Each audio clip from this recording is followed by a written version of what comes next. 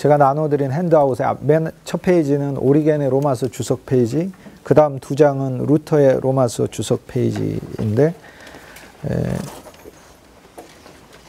넓게 퍼져 있는 거 루터의 로마서 주석이 우리말로 두 권이 번역이 되어 있는데, 제가 학기 초에 말씀드렸지만 이제 큰 분량으로 번역된 루터가 로마서 주석을 아주 자세하게 크게 쓴 게 하나가 있고 짧게 쓴 게 하나가 있어요. 두 개가 있어요, 따로. 그래서 두 개 다 우리말로 번역이 됐어요. 하나는 두란노에서 번역이 되고 또 하나는 아마 크리스찬 다이제스트인가 거기에서 번역된 걸로 알고 있어요. 그래서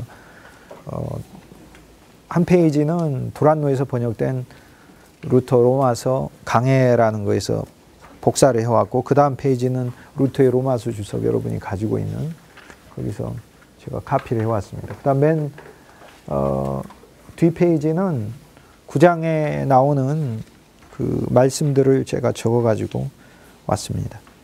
로마서 8장에서 우리는 바울이 우리가 더 이상 마음으로, 그러니까 2장, 3장까지 계속해서 4장에 이르기까지 육체를 바울이 사실 다루죠. 육체로 믿고 또 육체로 행해보려고 하고 또 육체하고 율법하고 만나보려고 하는 그걸 다루다가 우리는 이제 그 육체 안에 있는 어떤 법칙들은 우리를 죄로 끌고 가고 이 육체의 법칙과 나라는 게 또 하나의 법칙이잖아요. 이 두 법칙이 만났을 때 내가 못 이긴다고 바울이 깨달았잖아요. 그걸 우리에게 가르쳐 줬잖아요. 그런데 이걸 이기기 위해서는 나하고 계명하고 직접 만나서 그 계명을 성취할 수 없다. 왜냐하면 사실 계명의 본질과 계명의 목표가 그리스도이기 때문에 그래요. 구약의 모든 계명은 다 예수 그리스도 안에서만 성취돼요.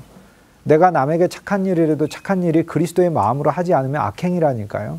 왜냐하면 그건 착한 일이 하나님이 그 사람에겐 착한 일로 만들 수 있어도 예를 들어서 나에게 있어서는 그 일은 악행이 되는 거예요.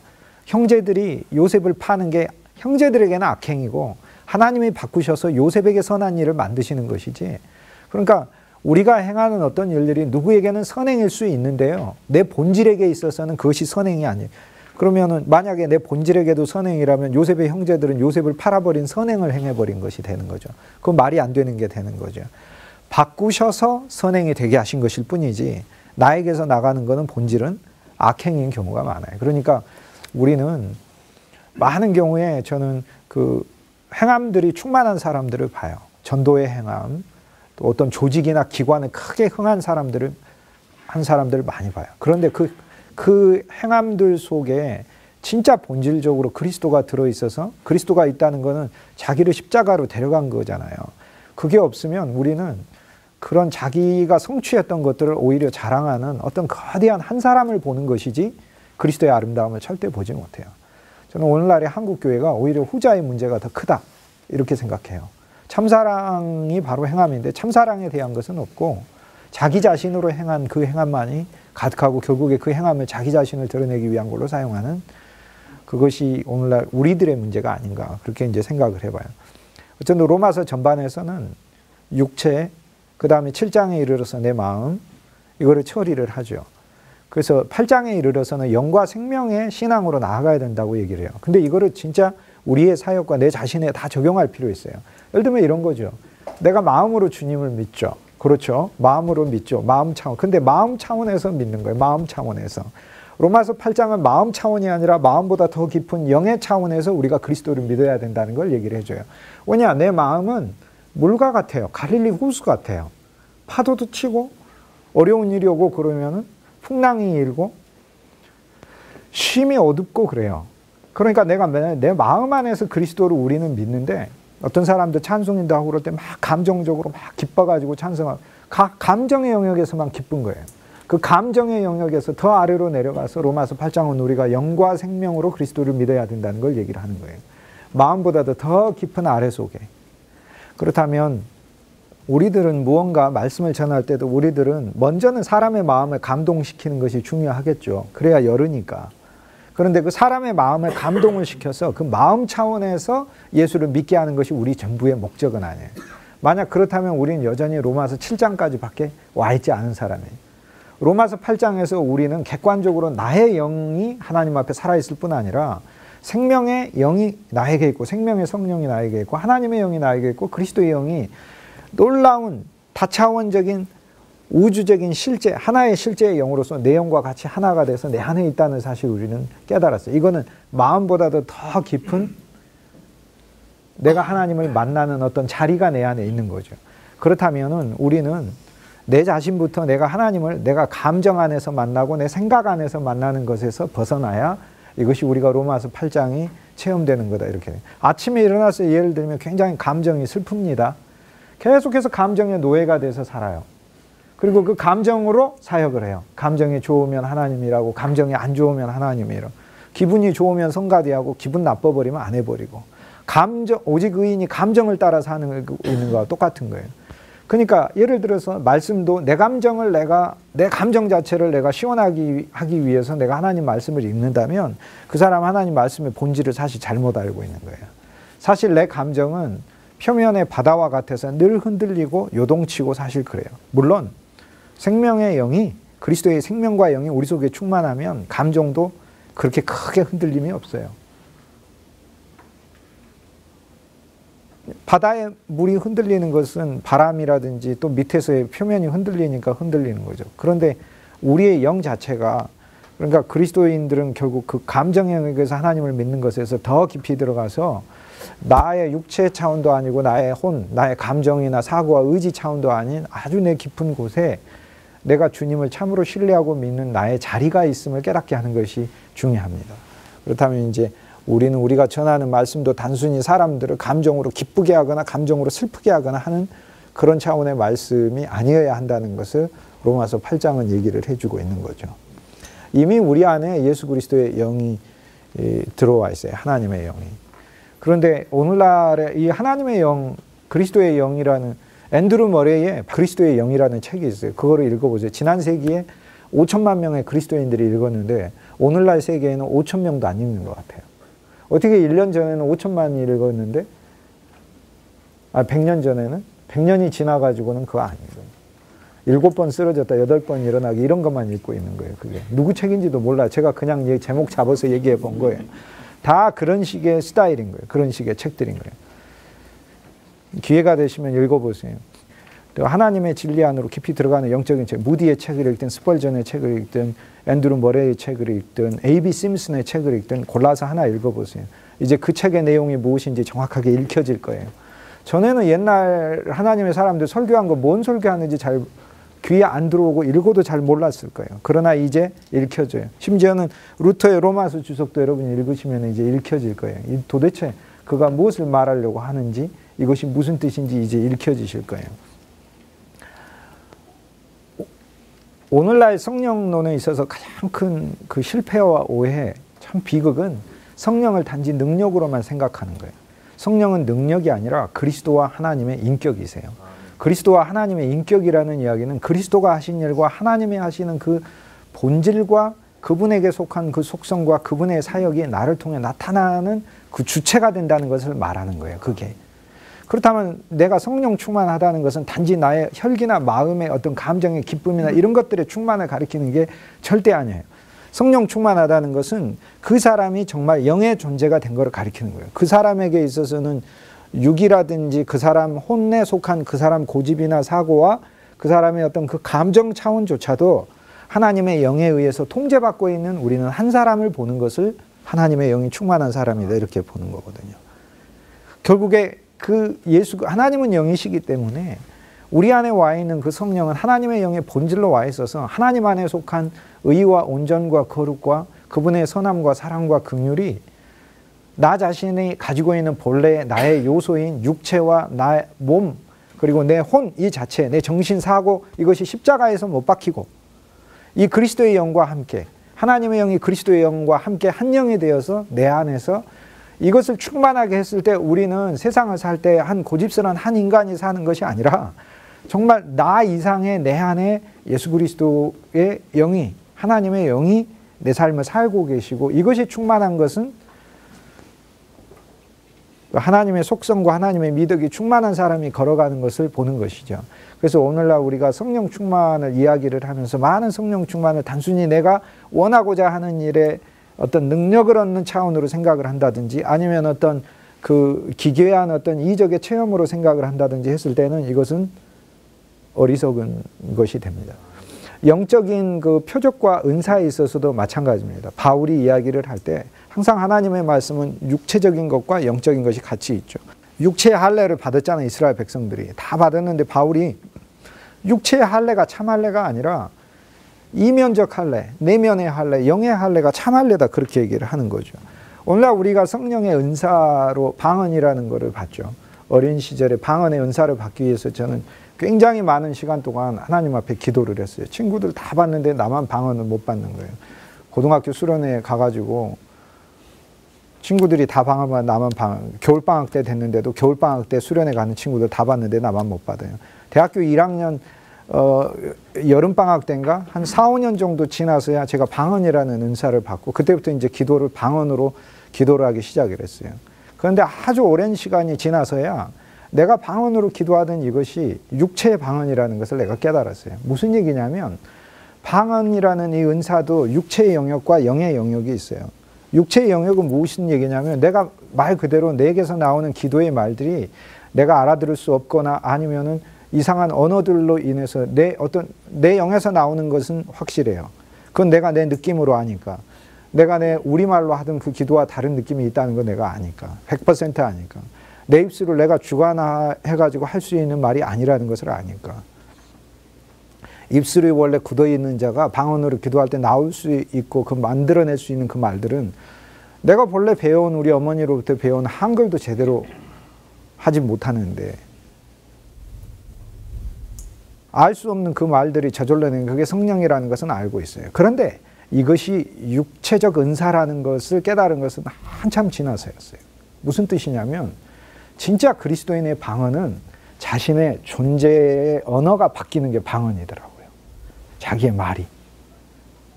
쉽게 얘기해서 누구를 만나서 이야기를 했어요.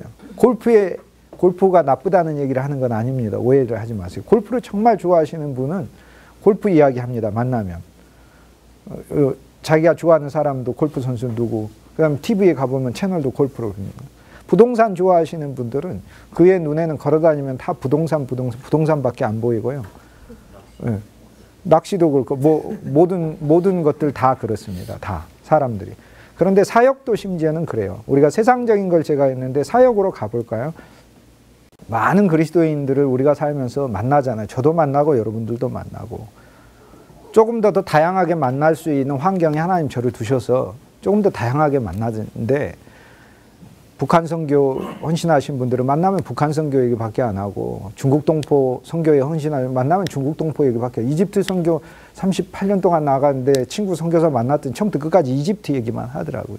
감옥 선교에 자기 한 20년 30년 청주교도소 청송교도소 다니시면서 그 엄청나게 이 강한 복음의 전도의 열정으로 감옥에 있는 사람들에게 하는 그 사역, 자기가 어떻게 사역하고 자기 하는 사역이 무엇인가 이렇게. 그런데요, 한 가지 참으로 한 면에서 아쉬웠던 거는 저는 그분들과 이렇게 교통하면서 자신의 사역에 대해서는 이야기를 하는데 저는 진짜 그리스도 예수에 대해서 교통하고 나눠본 것에 대해서는 드문 예들을 쉽게 봅니다. 그러니까 그것은 내 힘으로 되는 것이 아니다. 하나님이 우리에게 진짜 방언이라는 은사를 주신다면 하나님은 진짜 내가 하는 말들을 바꿔주시는 거죠. 내가 하는 일상의 말들조차도 바꿔주시는 거죠. 오늘날 그리스도인들이 예수를 믿었지만 벙어리에 여전히 처지에 있는 사람 너무 많잖아요. 구원이 무엇이냐, 구속이 무엇이냐, 그리스도가 무엇이냐 물었을 때 무엇을 말을 할 수 있는지, 예수님이 내게 무엇인지, 무엇을 말할 수 있는, 과연 그것을 말할 수 있는지. 그 사람은 여전히 벙어리이거나 만약 그 사람이 육체의 방언의 은사를 받아서 육체로 어떤 다른 언어들로 막 얘기를 한다 했을지라도 그 사람의 생활에 있어서의 일반적인 일상적인 언어가 그리스도 예수에 근거하고 있지 않고 그의 모든 말과 언어들이 그리스도 예수를 향하는 그의 의지가 아니라 그의 영에서, 그의 의지가 아니라 그의 영에서 이것이 나오지 않는다면 이건 하나님의 은사라고 했기 때문에 본인의 힘으로 할 수가 없어요. 어떤 사람이든지 10분 동안 그것에 대해서 잠깐 이야기할 수 있는데 그 사람이 그것 안에 빠져 있지 않으면 10분 이상 사실 하기가 힘들어요. 조금 하다가. 그런데 진짜 미쳐 있으면 계속 자기도 모르게 그 얘기들을 계속 하고 있는 거예요. 쉽게 얘기해서 우리가 하나님의 영이 나로 하여금 내 언어를 일상에서 바꿔주시지 않으면, 진짜 참 방언의 은사를 받지 않으면 나의 언어들은 계속 육체적 수준에 머물러 있는 것이다. 우리는 하나님의 은사들조차도 육체적 차원의 은사와 영적 차원의 은사가 있다는 것을 봐야 될 필요가 있는 것이죠. 오늘날은 성령을 이야기를 할 때 많은 면에서 육체적 은사들을 집중하고 있는 것 같아요. 신유의 은사를 주었다고 하는데, 신유의 은사 엄밀하게 이야기하면 명사형으로 돼서 하나님은 고침의 은사를 주었다. 고침이라는 선물을 줬다는 거예요. 그러니까 내가 남 고쳐주는 선물을 줬다는 게 아니라 고침이라는 것을 그 사람에게 주었다는 뜻이에요. 그러니까 나는 하나님이 나에게 고침이라는 것을 주셨어요. 그러니까 나는 내 자신에게 있는 질병을 하나님 고치신 거예요. 그런데 육체의 질병에, 여전히 신유를 육체의 질병에 집중하니까, 육체의 은사로 보고 있으니까, 내가 여기 이게 크게 장애가 온 거, 내 안에 큰 종양이 생긴 거, 이것을 하나님이 제거해 줬느냐 안 해줬느냐, 이것에만 집중하는 거예요. 그런데 진짜 치유의 본질은 영이죠. 그 사람의 영이 치유되는 거죠.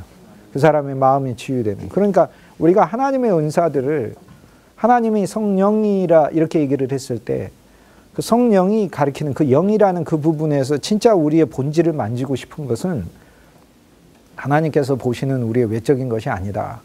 이제 그거를 이제 봐야 될 필요가 있습니다. 그래서 로마서 8장은 모든 장이 다 그렇지만 로마서 8장은 우리가 하는 사역이 육체적 차원에 있으면 마음으로 오고, 마음의 차원에 있으면 영으로 내려가야 될 것을 이야기를 해요.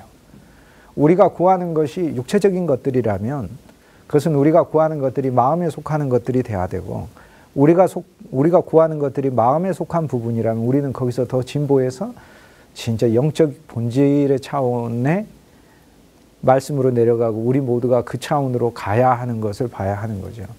내가 육신으로 말을 하자면 저 사람의 육신이 얼마나 좋은가 안 좋은가 그걸 보겠죠. 그 사람의 육신이 좋다 안 좋다 이 얘기는 그 사람이 어떤 건강미를 본다는 게 아니고, 그 사람이 가지고 있는 육체적인 재능이나 재질 이런 것들을 가리키는 것이니까, 소유를 가리키는 거. 그런데 우리는 거기서 조금 더 들어가면 그 사람 마음을 보잖아요. 그 사람 마음이 얼마나 진지한가, 진실한가, 신실한가, 그 사람 마음이 착한가 안 착한가. 그런데 우리는 진짜 더 깊이 들어가서 그 사람의 영을 볼 수 있어야죠. 저는 마음이 정말 착한 사람들을 많이 보는데 그 영은 그리스도를 사랑하지 않는 그리스도인들을 가끔 봐요. 그리고 그 마음이나 육체는 굉장히 흐리다고 그런데요, 그 영은 정말 주님을 사랑하는 그 영혼들을 볼 수 있어요. 우리는 더 깊게 들어가서 과연 나는 어떤 그릇인가라는 것을 보는 게, 로마서 8장은 총체적으로 우리가 예수 그리스도를 믿는 기본적으로 우리가 가지고 있는 이 모든 영적 시각들을 8장에서 다시 바꿔줘요. 로마서 9장으로 이제 우리는 오게 됐는데, 로마서 9장은 성경에서 진짜 신기한 장이에요. 로마서 9장은 사실 로마서의 모든 장이 다 뭐 어렵지만 로마서 9장은 특히 어려운 장 중에 하나입니다. 쉬워 보이는데 결코 이 구절들은 그렇게 쉬워 보이는 이야기들은 아닙니다. 그런데 우리는 로마서 9장을 보면 사실 로마서 9장처럼 특징이 첫째, 성경 전체를 말하는 장이 없다. 로마서 8장은 성경이 아니라 성경을 뛰어넘는 인간의 내면에서 우주까지였잖아요. 그죠?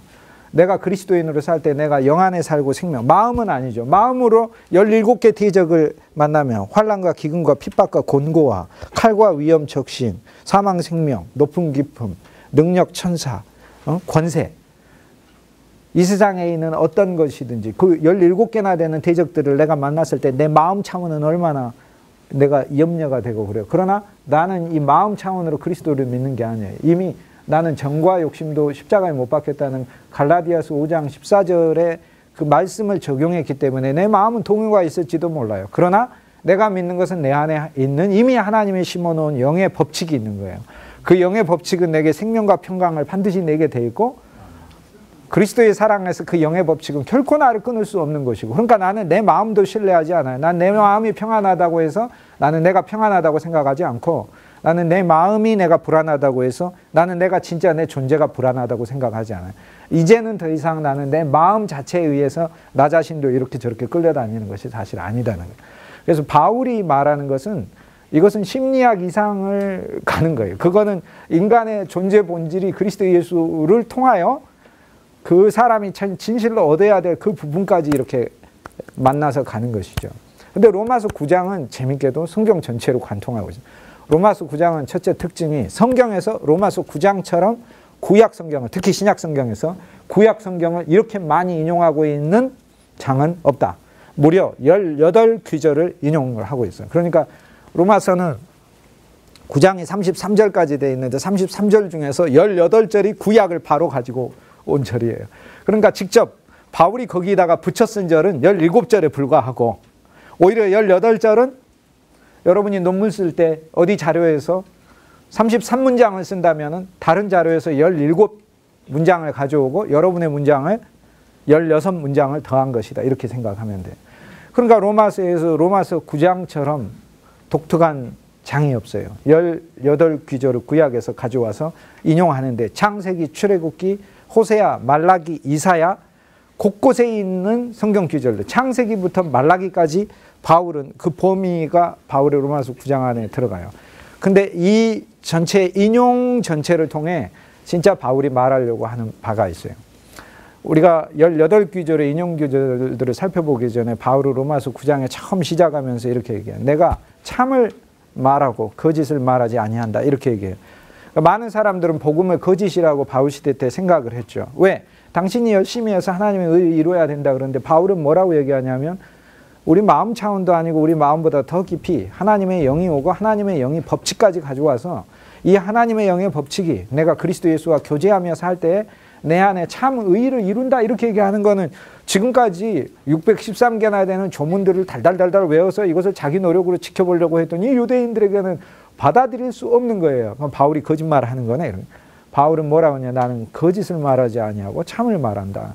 근데 바울이 참을 말하는 것 중에 또 더 깊이 말하고자 하는 바는 나는 비록 그리스도의 복음은 내 동족들이 거부하지만 육체를 따라 나의 형제된 내 골육들이 그들이 구원받는 것이라면 나는 그들을 위하여 내 마음속에 큰 고통과 아픔이 있는데 이것이 진짜다. 솔직한 마음이에요. 그들이 복음을 거부하고 복음을 조롱해도 나는 그들에 대하여 그들을 공박하고 그들을 저주하는 것이 아니라 오히려 그들에 대한 내 큰 아픔이 있다. 바울은 그 전까지 그리스도 안에서 평강과 기쁨이 항상 넘치는 거였는데 9장에 오면은 우리는 바울의 근심을 볼 수 있어요. 골육을 위한 근심. 그죠? 이게 그리스도인의 선한 근심이에요. 근데 우리가 가진 근심들은 삶에 대한 근심들로 가득 차 있어. 그 근심들은 사실 죄들이에요. 삶에 대한 것들은 하나님이 이미 만지시고 다루시는데 우리 안에 하나님이 나를 절대적으로 이끌고 가시는 언약이 있고 나한테는 믿음이 있고 하나님이 나에게 베푸신 사랑이 있고 긍휼도 있고 법칙도 있어요. 내 안에 은혜의 법칙이 있고 하나님의 긍휼의 법칙이 있어요. 하나님의 영의 법칙이 있고 생명의 법칙이 있어요. 놀라운 법칙이 있어요. 이전에 그리스도 바깥에 있을 때는 죄의 법칙, 사망의 법칙, 절망의 법칙, 염려의 법칙, 실패의 법칙, 문자의 율법이라는 문자의 법칙이 있었어요. 그런데 이제는 그리스도 안에 있으면서 내게는 믿음의 법칙이 있고 법칙인 거예요. 믿음이 저절로 작용, 은혜의 법칙인 거예요. 은혜가 내 안에서 법칙으로 생명의 법칙인 거예요. 은혜와 생명과 영만 있는 게 아니라 은혜의 법칙과 생명의 법칙과 영의 법칙이 있다는 거 얼마나 감사한지 모르죠.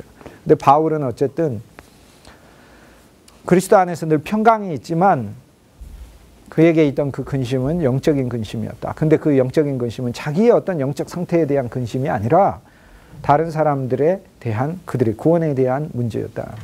로마서 9장은 이제 우리가 가져야 될 근심이 무엇인가를 보여줘요. 사실 우리는 우리 자녀들에 대해 염려가 있죠. 저들이 어느 대학에 가야 될까? 어떤 직장을 가져야 될까? 어떤 사람을 만나? 그런데 이것은 세상 사람들은 사실 그렇게 염려하는 것이고 그리스도인들은 그런 염려하는 게 아니라 왜냐하면 하나님이 진짜로 돌보시기 때문에 우리는 하나님의 법칙을 믿는 사람이지 하나님의 돌보심과 하나님의 법칙을 믿는 사람이지 우린 그가 육을 보는 게 아니라 영을 봐야 되니까 육을 보면은 부모 잘못 만나가지고 니도 별로 가진 게 없는 것 같고 그 마음을 보면은 제 마음이 그 마음에 속한 혼에 속한 부분을 보면 제 지능이나 뭐 이런 것들이 세계적으로 뛰어난 천재인 것 같지도 않고 그러나 우린 영을 봐야 돼요. 영을 본다는 건 뭐냐면 그 속에 와 있는 하나님의 영을 보는 거고 그 속에 와 있는 그리스도의 영을 보는 거고 걔가 하나님을 추구하는 그 영을 보는 거예요. 진실로요. 저의 자녀도 그렇고 여러분의 자녀도 그렇고 적어도 여기 와 있는 모든 분들은 단 한 분도 예외가 없어요. 이건 하나님께서 제게 주신 하나의 법칙이기 때문에 그래요. 이 강의를 통해 가지고 우리가 그리스도 예수 안에서 이렇게 함께 만나서 학문 안에서 교통할 수 있는 이 자체가 사실 여러분과 저에게 주신 하나님의 큰 긍휼이잖아요. 이 긍휼의 그릇으로 선택받은 우리들에게서 난 자녀들은 사실 우리가 믿음을 적용하여 그들을 볼 때 진짜 그들의 영은 하나님을 추구하는 영이라는 것을 우리가 눈을 떠서 볼 수 있고요.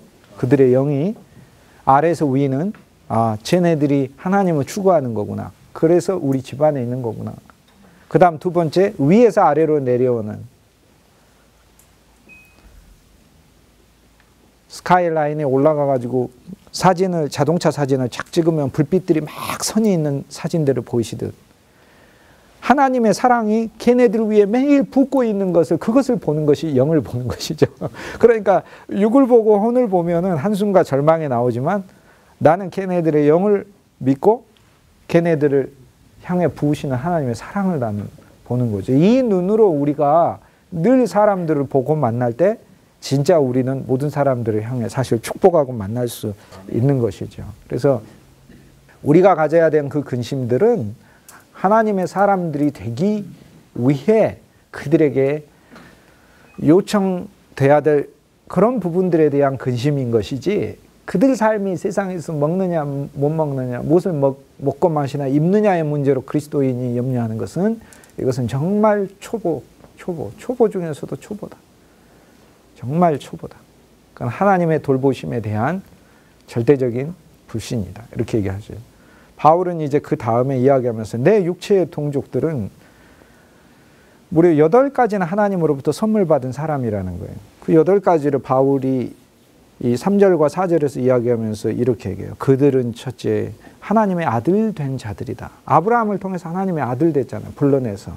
그들에게는 아들됨이 있고 그 다음 그들에게는 영광이 있고 이스라엘 백성들이 하나님으로부터 선택받아 하나님의 자녀가 되는 어떤 영광을 또 가졌잖아요. 아들이 되었을 뿐 아니라 아들 됨으로써 이스라엘 백성들을 한때 예를 들면 다윗이야 왕국을 자기가 만들었다고 했지만 이스라엘 왕국이지만 요셉 같은 경우 보세요. 요셉을 통해 만인을 먹였잖아요. 얼마나 영광스러워졌어요. 그들에게는 아들됨이 있고 영광이 있고 그들에게는 언약이 있고 유월절 언약을 통해 하나님 구원해내셨고 그리고 그들에게는 율법이 있고 신의 산에 올라가서 하나님이 온 세상 사람들도 다 어느 정도 법은 있죠. 우리도 법 있어요. 고대 바벨론 제국도 함무라비 법이 있어요. 그런데 함무라비 법, 인간이 생각해서 인간의 양심 속에 하나님이 기본적으로 옛 아담 속에서 그 옛 아담이 가지는 법칙에서 나오게 하는 그 법들과 구약의 하나님이 모세를 통해 주신 그 계명의 법들은 차원이 달라요. 차원이 달라요. 그러죠. 그런 놀라운 법도 가지고 있어요. 그러니까 그들에게는 아들됨이 있고 영광이 있고 언약이 있고 신의 산에 율법이 있고 그뿐 아니라 그들에게는 예배가 있고 하나님께 드리는 온갖 제사들이 있잖아요. 많은 제사들은 세상 사람도 제사 드리죠. 우리 곳곳에 퍼져 있는 다른 백성들도 제사 드렸죠. 그러나 무슨 제사 드렸어요? 농경 제사 드렸잖아요. 농사 잘 되게 해주십시오. 비 내려주십시오. 그러나 이스라엘은 그런 제사 드리는 게 아니에요. 이스라엘 무슨 제사 드리냐면 화목제. 나는 하나님과 더 화목하고 싶습니다. 얼마나 제사가 더 전진해 나갔어요? 그러니까 산당을 싫어하시는 이유가 하나님 이스라엘 제사가 훨씬 후퇴하니까 그래요. 후퇴하니까. 속죄제. 하나님 내가 내 안에 있는 죄를 하나님이 속해 주시고 속죄제. 얼마나 전진되어 있어요. 하나님 내가 죄인입니다. 라는 제사를 드리는 거니까. 나 잘되게 해주세요. 이런 차원 제사가 아닌 거예요. 그런가. 그들에겐 제사가 있고. 그 다음 그들에겐 제사가 있고, 예배는 제사와 축제 두 개로 되어 있잖아요. 또 그들은 하나님 안에서의 축제가 있잖아요. 모든 게 축제예요. 페스티벌이잖아요. 다. 하나님 안에서의 축제가 있고, 그리고 그들에게는 약속이 있고, 무슨 약속이 있어요? 약속의 땅 안으로 들어가서 하나님이 주시는 미래에 대한 꿈들이 하나씩 가지고 있어요. 즉 하나님 안에서의 꿈들을 가진 백성들이었어요. 그런데 그리고 조상들이 그들의 것이다. 믿음의 사람들이 그들의 것이다. 믿음의 사람들이 사실 이스라엘 백성들에게 나왔어요. 그리고 그리스도도 그들에게 육신으로는 나셨느니라. 그래서 이 8가지 항목을 가지고 있어요. 8가지 항목을 가지고 있는데 그럼에도 불구하고 이들은 이 8가지나 되는 놀라운 것을 육체의 아브라함의 후손들, 육체의 아브라함의 후손은 8가지를 가지고도 하나님 앞에서 하나님이 우리를 위해 준비하신 긍휼과 의를 입지 못했다 이렇게 얘기를 해요. 이게 참 무서운 말씀이기도 해요. 그들에게 8가지가 있음에도 불구하고 즉 하나님은 이 8가지 외에 뭔가를 더 준비하셨다는 거예요. 그 더 준비하는 데 나아가는 데 있어서 이들은 왜 못 받았느냐? 그 이제 32절에서 바울이 9장에 32절에 가면 그때 이제 얘기를 해요.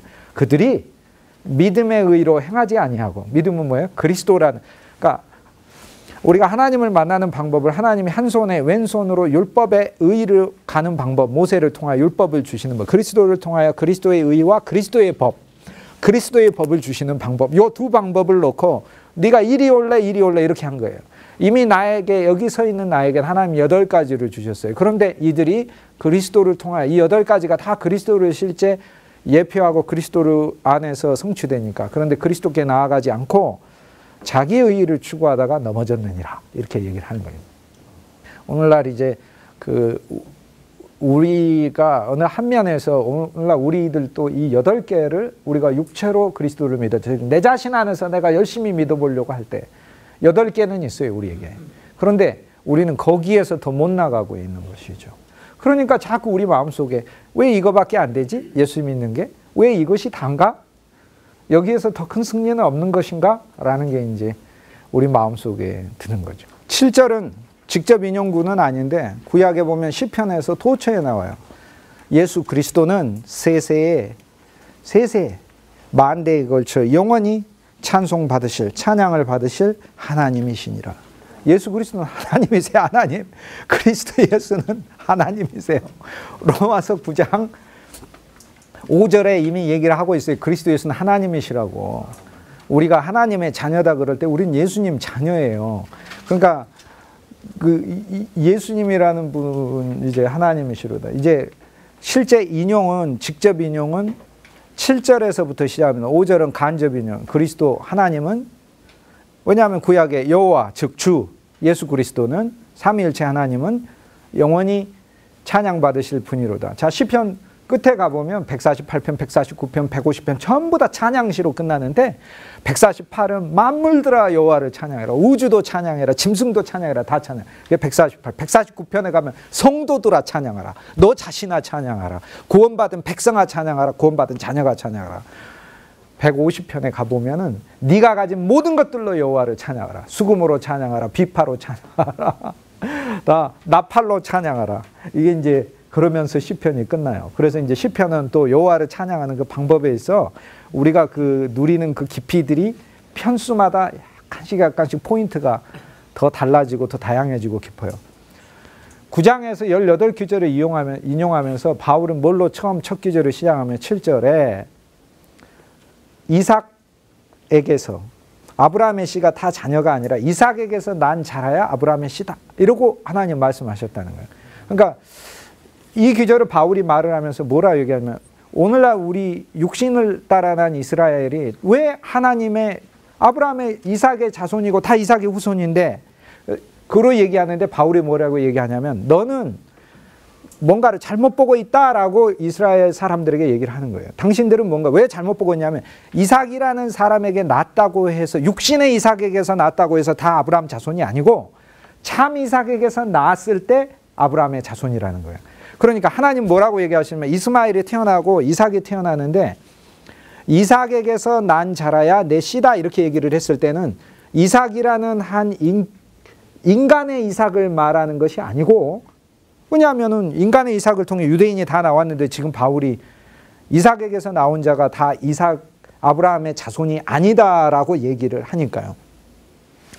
이삭에게서 태어났다라는 이 이야기 속에는 하나님의 약속을 가지고 태어나야만 하나님의 자손이라는 거죠. 그러니까 이삭은 하나님의 약속을 가지고 있었는데 이삭이 가진 그 약속은 어디서 성취되냐면 아브라함이 이삭을, 이삭은 야곱을, 야곱은 유다와 그의 형제, 유다는 다말에게서 베레스, 헤스론, 람 해서 내려가면 그리스도 예수에서 성취되니까, 실은 지금 이제 바울의 언어를 우리가 가질 필요가 있는데요. 로마서 9장에서 바울이 이삭 그럴 때는 아브라함의 자손, 다윗의 자손 예수 그리스도, 자손이라면 후이오스, 아들이란 뜻이에요. 아브라함의 아들 예수 그리스도예요. 그러니까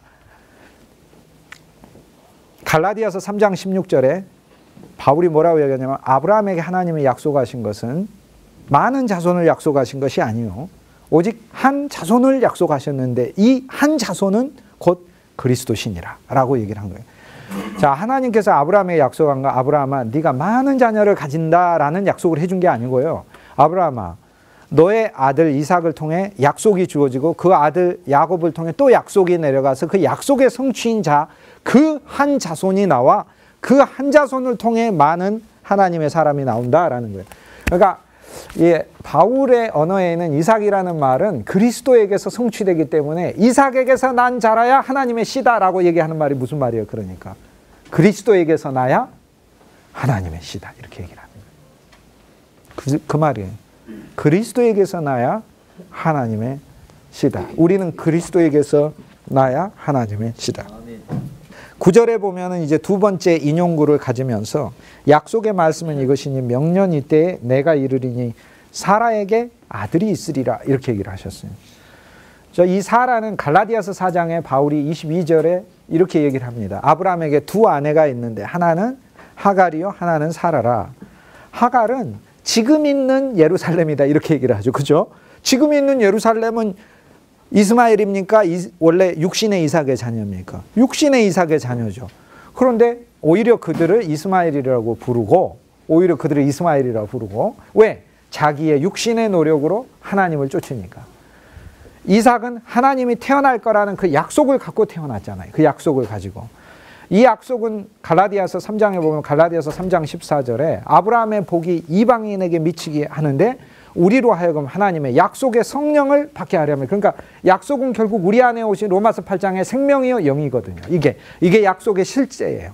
그러니까 이 생명과 영이 나를 하나님의 아들로 태어나게 하는 거죠. 나를 하나님의 아들 예수 그리스도의 사람으로 태어나게 하는 거죠.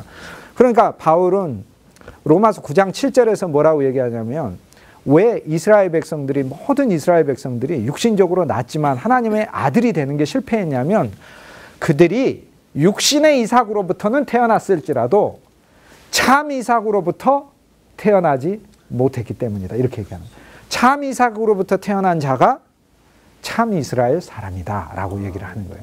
그래서 먼저는 참 이삭에게 우리는 태어나야 하는 것이다 라고 이야기를 하고 그 다음에 참 이삭에게서 태어났을 때 사라에게 아들이 있으리라고 하나님이 약속을 해주셨기 때문에 누가 아들을 낳아야 되냐면 사라가 낳아야 되죠. 사라는 갈라디아서 4장에 바울이 제가 조금 전에 말씀드린 대로 하갈은 지금 있는 예루살렘이요 사라는 자유하는 자요 하늘에 있는 우리 어머니라 이렇게 얘기해요. 지금 하늘에 있는 예루살렘이다 이렇게 얘기해요. 지금 하늘에 있는 예루살렘은 하나님의 도성인데 이 하나님의 도성은 은혜의 도성을 가리켜요. 성경에서 사라는 바울의 이야기에 의하자면 육체의 언약, 율법의 언약이 아니라 은혜의 언약을 가리켜요. 하갈이 육체의 언약이고. 그러니까 아들이 이제 태어나기는 해야 되는데 아들이 누구에게서 태어나야 하는 거예요? 사라에게서 태어난다는 건 저와 여러분의 삶에 예수 그리스도가 태어나기는 해야 되는데 예수 그리스도를 태어나게 하는 어머니가 누구여야 한다는 거예요? 종인 하갈이어야 되는 거예요? 아니면 은혜인 하갈이어야 된다는 거예요? 은혜인 하갈이어야 한다라고 지금 바울이 얘기를 하는 거예요. 그러니까. 그래서 구약에 있는 이 나타난 이 족장들의 삶을 통해 바울은 로마서 9장에서 이거를 다시 지금 설명을 우리한테 해주고 있어요. 왜? 그러니까 이거를 육체적으로 이야기하면 이스라엘 백성들은 지금 바울이 엉뚱한 소리 하고 있는 거. 나 이삭한테 태어났는데 왜 나보고 하나님의 아들이라고 아니라고 그래? 그러니까 바울이 말하는 건 그 이삭은 그리스도 참 이삭. 왜냐하면 이삭에게 약속을 줬잖아요. 이삭에게 약속을 준 건 이삭에서 멈추는 약속이 아니라 누구에게서 성취되는 약속인 거예요. 그리스도에게서 성취되는 약속이니까 이삭은 이삭이라는 사람의 본질이 참 이삭이신 그리스도 안에서 성취되는 것이죠.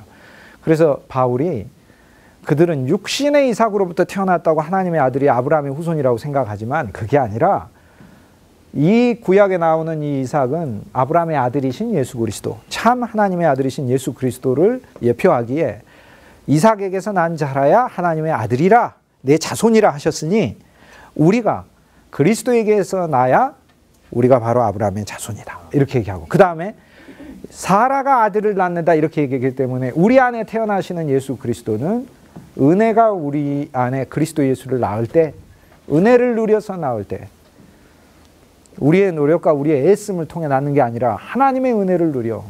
하나님이 어떤 은혜를 누리라는 거죠? 하나님의 은혜는요, 뭐하고 같냐면요, 우리가 하나님의 은혜를 어떤 걸로 생각하냐면 너무 세상적인 부분하고 많이 결부시켜서 생각해요. 물론 우리에게 직업을 주시고 먹을 것을 주시고 일할 것을 주시고 사랑하는 가족들은 다 은혜죠. 그런데요, 진짜 하나님의 은혜는 죄인인 나를 용납하시는 거잖아요.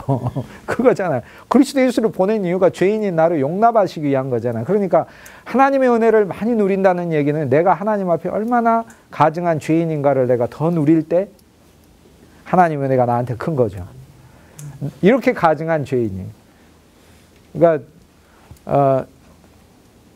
단감을 적게 받은 자는 사함도 적게 받은 것처럼 똑같이 누리는 거죠. 나는 한 50데나리온 정도밖에 탕감 받을 게 없다 이렇게 생각하는 사람에게는 은혜가 50데나리온 임하는 거고요. 나는 진짜 살아온 인생이 1만 달란트 탕감 받아야 될 정도로 이 심각한 하나님 앞에서의 엄청난 부채자 이상의 신용불량자. 그런데 하나님의 은혜가 나를 탕감, 그러니까 그 은혜는 나의 철저한 죄됨과 거꾸로 가는 거예요. 거꾸로. 그래서 우리에게 이삭이 사라에게서 태어난다 하는 말씀을 너희가 보지 못하느냐라고 이제 바울이 이 구절들을 인용을 할 때는 우리 안에 그리스도 예수가 태어나는 게 우리가 은혜를 누려 태어나야 되는 것이다 라는 것을 말을 해주고 있어요. 그 다음 세 번째, 바울이 로마서 9장에서 인용한 세 번째 구절을 리브가에게서 한 번의 잉태로 두 아들이 태어난다는 성경 구절을 보지 않느냐 이렇게 얘기해요.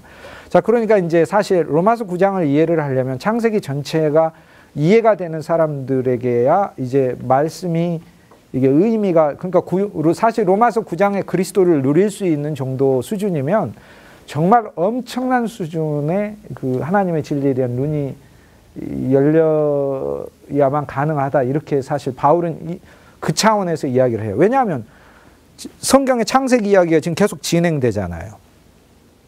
근데 이삭이 태어났어요. 태어난 끝이 아니라 거기서 리브가를 아내로 해가지고 이번에 아내가 하나예요. 한 아내에서 두 아이가 나와요. 아브라함에게서는 두 아내에게서 두 아들이 나오는데 이삭에게 가서는 한 아내에게서 두 아들이 나와요. 이것은 무엇을 얘기해요? 한 번의 잉태로, 한 번의 이삭과 만남으로 한 번의 잉태로 두 아이를 갖게 되었다. 이렇게 얘기를 하죠. 자, 리브가는 성경에서 교회를 가리킵니다. 엘리에셀을 보내가지고 이 신부를 데려오잖아요. 이삭이신 그리스도 예수의 신부인 우리를 가리켜요. 자, 우리, 즉 하나님의 교회 안에는 사실 두 아들이 있어요. 하나는 에서이고 하나는 야곱인 거예요. 바울은 지금 뭐 이야기하냐면 놀랍게 예수 그리스도 안에서 믿음을 가지고 우리가 믿는다 하면서도 우리 존재 안에 두 아들이 태어나는 걸 얘기를 해요.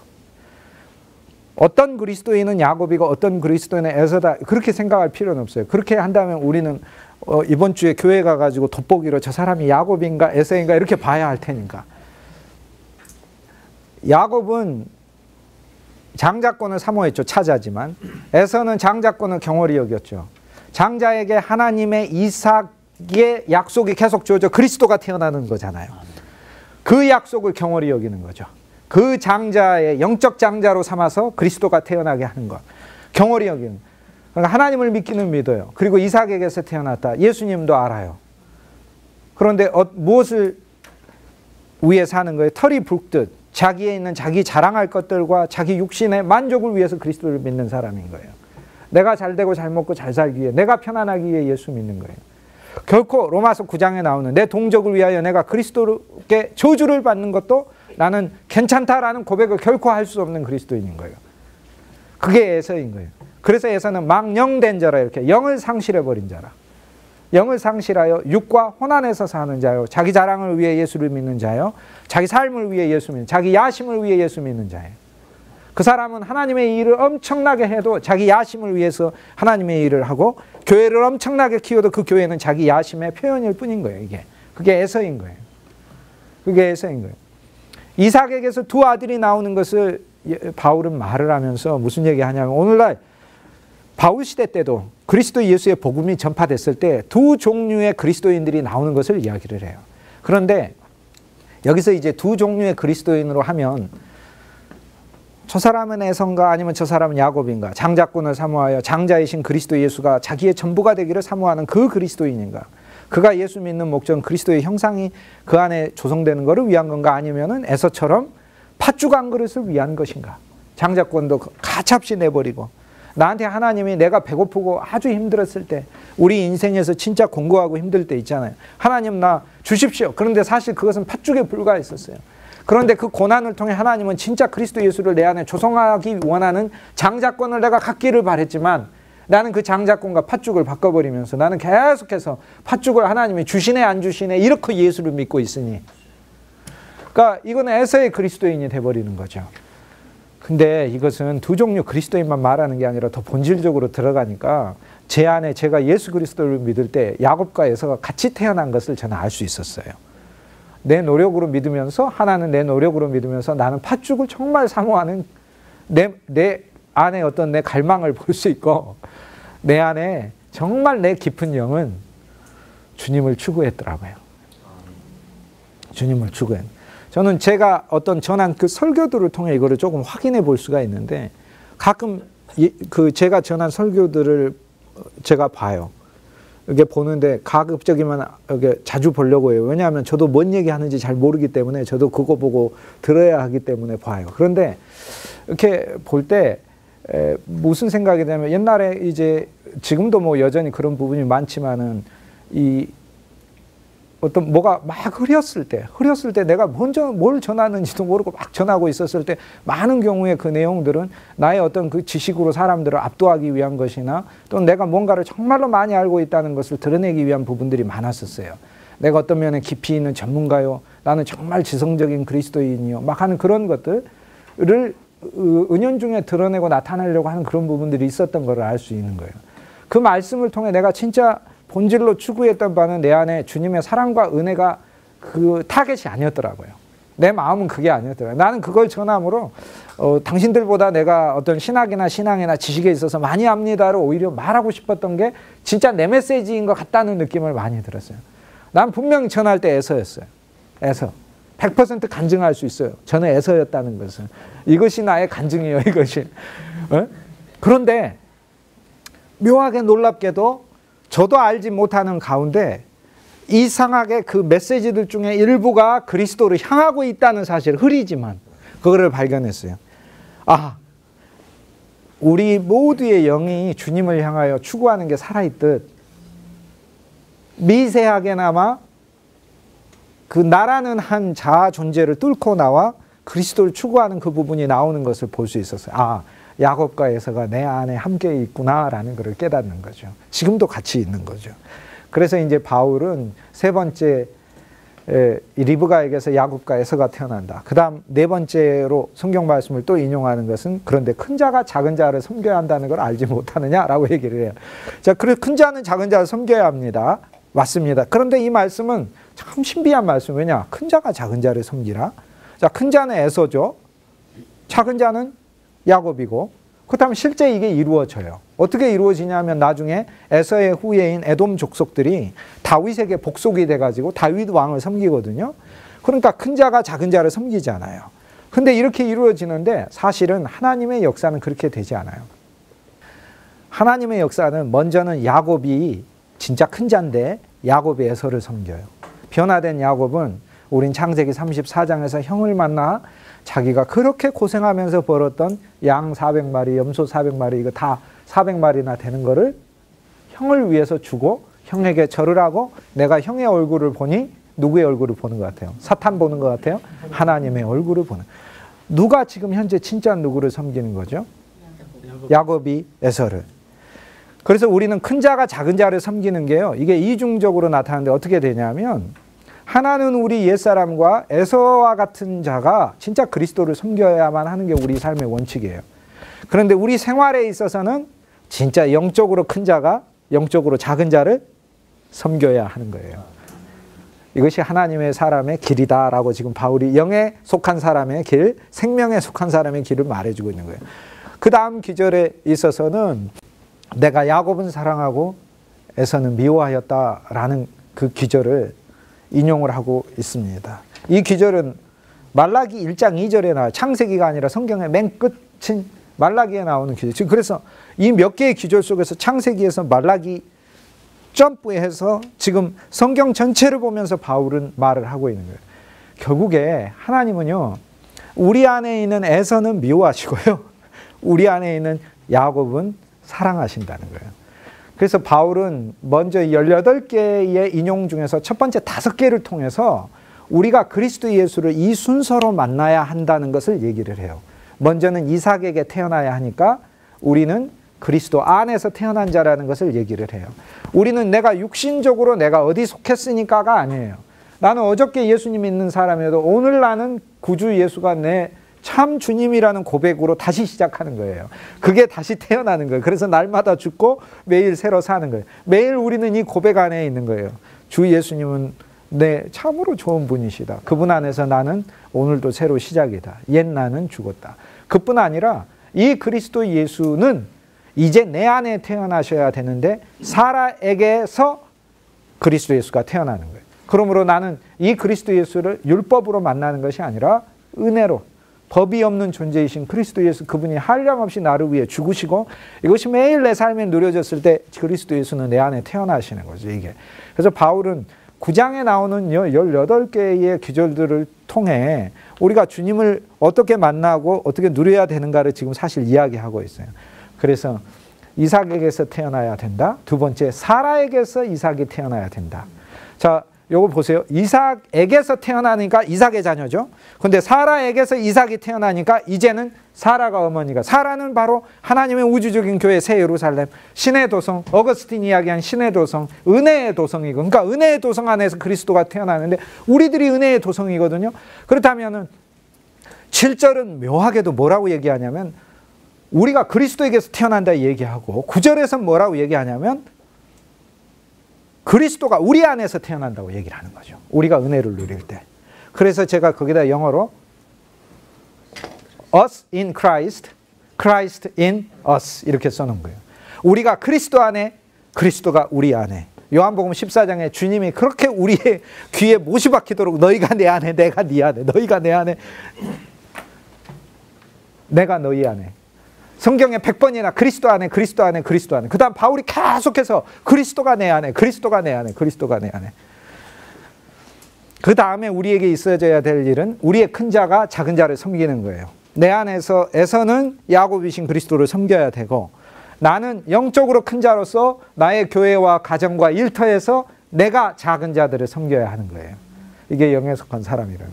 그 다음 5번째, 야곱은 사랑하고 에서는 미워하였다 함과 같다라는 그 기조를 통해 주님께서 내 안에 있는 장자권이 되고자 하는 그 신앙의 길을 하나님 사모하신다. 그래서 점점 내게 육신과 내 자신에게 속한 부분들을 이렇게 처리해서 부정해 나가는 것. 이것이 바로 로마서 8장에서 바울이 영과 생명에 대해서 말하려고 하는 바를 로마서 9장에서 바울이 한 구절 한 구절 구약의 성경 말씀들을 대면서 실은 이것이 새롭게 탄생한 하나님의 경륜의 길이 아니요, 구약에서부터 원래 하나님은 우리에게 주고자 했던 구약의 말씀들, 율법들 속에 감춰져 있던 이야기다라고 얘기를 하고 있는 것이죠. 그래서 우리는 이제 이 5가지의 하나님이 우리에게 주시는 이 언약들을 로마서 전반부에서 볼 수 있습니다. 첫째는 이삭에게서 태어난 것. 두 번째는 사라에게서, 즉 은혜를 통해 그리스도가 태어나는 것. 세 번째는 리브가를 통해 우리에게 에서와 야곱이 다 태어나는 것을 알 수 있어요. 우리가 주님을 우리 자신으로 열심히 믿으려고 하는 것도 그리스도 안에 태어나는 거 알 수 있어요. 그러나 그것 안에서 우리 자신을 위치시키는 게 아니고 야곱을 개발하고 야곱이 장자가 되게끔 하는 것이 우리의 일들이죠. 그래서 결국에 우리 큰 자가 먼저 우리 안에 무언가 태어난, 주님 안에 태어난 큰 게 있다면 우리 속에 아직 저 숨어있는 그 작은 자를 먼저 제가 주님을 알아서 먼저 내가 공부를 해서 먼저 내가 신학을 받고 내가 먼저 박사를 받은 다음에 이것이 나의 큰 자가 돼 있더라고요. 그런데 이 큰 자가 진짜 작은 자이신 그리스도를 섬기고, 그 다음 생활에 있어서는 진짜 참 큰 자이신 그리스도가, 우리가 그리스도가 되어 작은 자들을 섬기는, 그것이 바로 하나님이 원하시는 영과 생명의 삶이다. 그리고 그 다음에 내 안에 있는 야곱을 사랑하고 에서를 미워하는 삶으로 가는, 이거를 이제 바울이 이야기를 하고 있습니다. 그래서 이 전체 18개의 이 구약의 구절들은 바울이 한 가지 어떤 스토리를 가지고 이렇게 처음부터 끝까지 쫙 이야기를 해요. 그래서 중간중간에 나머지 17기절들을 끼워 넣어요. 근데 17기절들을 그때 그냥 쉽게 이해할 수 있어요. 그래서 제가 18기절만 먼저 뽑아서 쭉 보고 나머지 기절들을 이렇게 여러분 보시면은 9장이 그냥 통째로 자체로 이렇게 보여요. 그래서 8장은 숫자로 분해해서 봐야 되는 장이고요. 9장은 통짜로 해가지고 봐야 되는 장이고, 로마서 5장은 절반으로 잘라가지고 아담의 일들, 은혜 아래에 있는 참사람 예수 그리스도를 이렇게 봐야 되는 거예요. 그래서 그 7장은 완전히 이렇게 돼 있는 그것들을 실타래를 풀어서 봐야 되는 장이고, 그래서 각 장마다 틀리다. 이 18개 인용구들을 통해 바울은 이제 한 기절 한 기절을 통해 지금 말하려고 하는 바가 있어요. 그래서 이걸 보시면서 이거를 지금 영적인 언어들로 실은 읽어내는 훈련들을 하셔야 돼요. 그래서 다 이삭에게서 다 태어났는데 왜 이스라엘 자손이 아니냐라고 얘기하는 게 바울이 이삭에게서 태어나야 한다니까 라고 얘기를 하는 거예요. 그러니까 유대인들이 미치고, 육신으로 들으면 미치고 환장하는 거죠. 나 이삭에게서 태어났는데 그런 거예요. 그게 아니라 이삭에게서 태어나야 한다고 라고 얘기를 하는 거죠. 그것은 무엇을 얘기해요? 참 이삭을 얘기하는 거죠. 왜요? 이삭이라는 육신이 본질이 아니고 이삭에게 준 약속이 있기 때문에 약속이 본질인 거예요. 이삭에게 너의 씨가 라고 아브라함에게 말씀하실 때 이삭에게서 성취되는 게 아니라 이삭도 통로인 거예요. 그 약속의 통로인 거예요. 그러니까 약속의 통로를 보고 통로에게서 내가 났으니까 라고 얘기를 하니까는 바울은 이게 말이 안 되는 소리다 이렇게 얘기해요. 그러므로 꼭 이 말하고 같죠. 사람이어야 사람이냐? 사람이 사람다워야 사람이지라는 말과 같은 말을 지금 바울은 하고 있는 거예요. 즉 이삭에게서 나야 이삭의 후손이냐? 그게 아니라 이삭이 믿음을 가졌기에 믿음 안에서 태어나야 이삭의 후손이고, 이삭이 약속을 가졌기에 약속 안에서 태어나야 이삭의 후손이고, 이삭이 그리스도에게서 성취되어 그리스도가 참 이삭이시기 때문에 그리스도에게서 태어나야 아브라함 자손이다 라고 얘기를 하는 거죠. 그러니까 이제 9장 7절에서 여기서 한 구절 한 구절들을 이렇게 보시면서 이렇게 읽어. 이삭에게서 태어나야 내 씨다. 그리스도에게서 태어나야 내 씨란 얘기구나. 사라에게 아들이 있으리라 하셨으니까 우리 안에 예수님이 태어나시려면 은혜를 우리가 누렸을 때 은혜 안에서 그리스도가 태어나요. 어떤 사람들은 은혜 안에서 그리스도를 태어나게 하지 않고 율법 아래에서 그리스도를 태어나게 한 사람들은 율법의 눈으로 사실 대하게 있어요. 그렇게 되면 절대 나는 남을 옳다 그르다 정죄하는 데는 선수가 될 수 있을지는 몰라도 그 사람에게 진짜 내가 인내하고 온유하고 오래 참고 내 자신을 그를 위하여 관제로 부어주는 그런 사랑은 해줄 수가 없어요. 왜? 무가치해 보이니까. 그러나 그리스도께서는 우리가 죄인 되었을 때, 우리가 연약하였을 때, 그죠?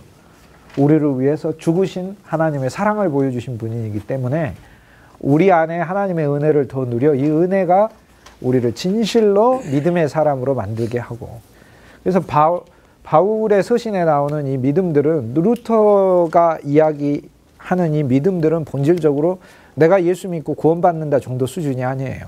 진짜로 아니에요. 그런 게 아니에요. 믿음은 뭐냐면 내가 그리스도를 위해서라면 내가 죽을 수도 있다라는 게 믿음인 거죠. 저주받을 수도 있다. 나 저주받아도 괜찮아. 그리스도를 위해서라면.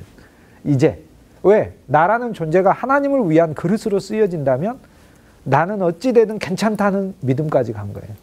내가 기필코, 내가 구원받고 내가 기필코 천국 가야 되겠다. 여전히 누가 살아있는 거예요. 거기에. 나. 그리스도 존재도 하나의 수단일 뿐인 거예요. 그때는. 그런데 바울은 9장에 와서 그에게 조성된 그리스도가 어느 정도인지 가르쳐줘요. 이 그리스도는 실은 나라는 분의 나의 본질이기 때문에 그분의 껍데기인 모형인, 그분의 모형인 나 자체는 내가 저주를 받아도 사실 상관이 없다라고 얘기하는 거예요. 왜? 그분이 내 본질이시니까. 나라는 껍질이 저주를 받아도 내 본질은 그분 안에 살아있기 때문에. 그러니까 오늘 우리가 오직 믿음으로라고 말을 할 때 그 믿음은 결코 우리가 생각하는 수준의 믿음이 아니다라는 거예요. 로마서 9장에서 발견되는 그 믿음은 루터가 설명을 하며 하나님의 정말로 참 약속을 신뢰하는 믿음. 약속이신 그 이삭에게서 그리스도 안에서 태어나는 믿음. 그리고 그리스도가 우리 안에 태어나는 믿음이에요. 오늘 우리가 왜 교회 다니고 왜 예수 믿나요? 종교로? 내 일신상의 이걸 위해서? 또 어떤 사람들은 심리적 평안과 만족을 위해서? 그 이상이죠. 그리스도 그분인 거죠. 그래서 어느 정도까지 가냐면 11장 맨 마지막에 가면 만물이 주로부터 났고 만물이 주를 통하여 유지되다가 만물이 주께 돌아가느니라 라고 얘기를 하는 거예요. 결국 그분이 목적인 거죠. 다 그냥. 그래서 이제 바울이 이야기하는 이 언어들을 종교개혁에서 오직 믿음으로 이렇게 말을 할 때 우리가 생각하는 믿음이 결코 아닙니다. 진짜로 이걸 다시 발견해야 됩니다. 95개조 반박문을 흔히 얘기를 하는데요. 95개조 붙였다 그러죠. 95개조? 95개조 붙였다는 얘기는 수백 번도 들어봤을 거예요. 그런데 95개조 다 알 필요가 없어요. 95개조도 하도 조항이 많으니까. 근데요. 95개조는 소설이나 수필이 아니에요. 소설이나 수필, 심지어 논문도 아니에요. 논문이라면 서론 쓰고 본론 쓰고 결론 쓰겠는데 95개 조항이기 때문에 헌법하고 똑같아요. 예를 들어 헌법은 본론이 따로 있나요? 예를 들어 1조부터 10조까지는 서론이고 나머지는 본론인가요? 아니죠. 각 조항마다 정말 중요한 핵심적 의미가 있죠. 95개조 반박문이 뭔가 알고 싶으면 첫 조항하고 마지막 조항만 알면 사실 다 아는 거예요. 첫 조항은 이렇게 돼 있어요. 예수 그리스도께서 우리에게 회개하라 명하셨을 때는 우리의 온 세계가, 온 생애가 회개 안으로 던져진 것을 의미한다라고 돼 있어요. 근데 그전에는 어떻게 했어요? 내가 죄 지어서 사제한테 가서 고해성사 했죠. 그러니까 되게 보면은 되게 착실하게 회개한 것 같잖아요. 근데 루터가 봐서는 이건 심각한 그리스도의 복음을 위배한 거예요. 왜? 우리의 온 생애가 회개의 삶 자체가 돼야 되는데 온 생애가 아니고 그냥 내가 일주일에 한 번, 한 달에 한 번 어느 정도의 시간이 나의 회개가 돼버렸으니까. 그 다음 가서 회개하는 게 뭘 말하는 거예요? 내가 뭐 누구 미워했다, 무슨 잘못했다. 행위들에 집중한 행위들에. 루터가 얘기한 건 행위가 아니라 본질 자체가 죄인 거예요. 본질 자체가. 본질 자체가. 집안에 들어가서 내가 행위로 죄를 보니까 내가 뭔 잘못했냐 안 했냐를 가지고 따져서 내가 잘못이다 아니다라고 얘기를 하는 거고 저 사람이 행위로 해서 저 사람이 어떤 행위가 잘못됐다 안 잘못됐다로 보기 때문에 나는 그 사람과 언제나 행위 안에서 말을 하는 거죠. 그런데 내가 죄악 중에 출생하였으며 나라는 조성 자체가 나라는 조성 자체가 죄의 하나의 표현이구나. 육신 안에 죄의 법이 살고 있다는 걸 로마서 7장에 얘기했던.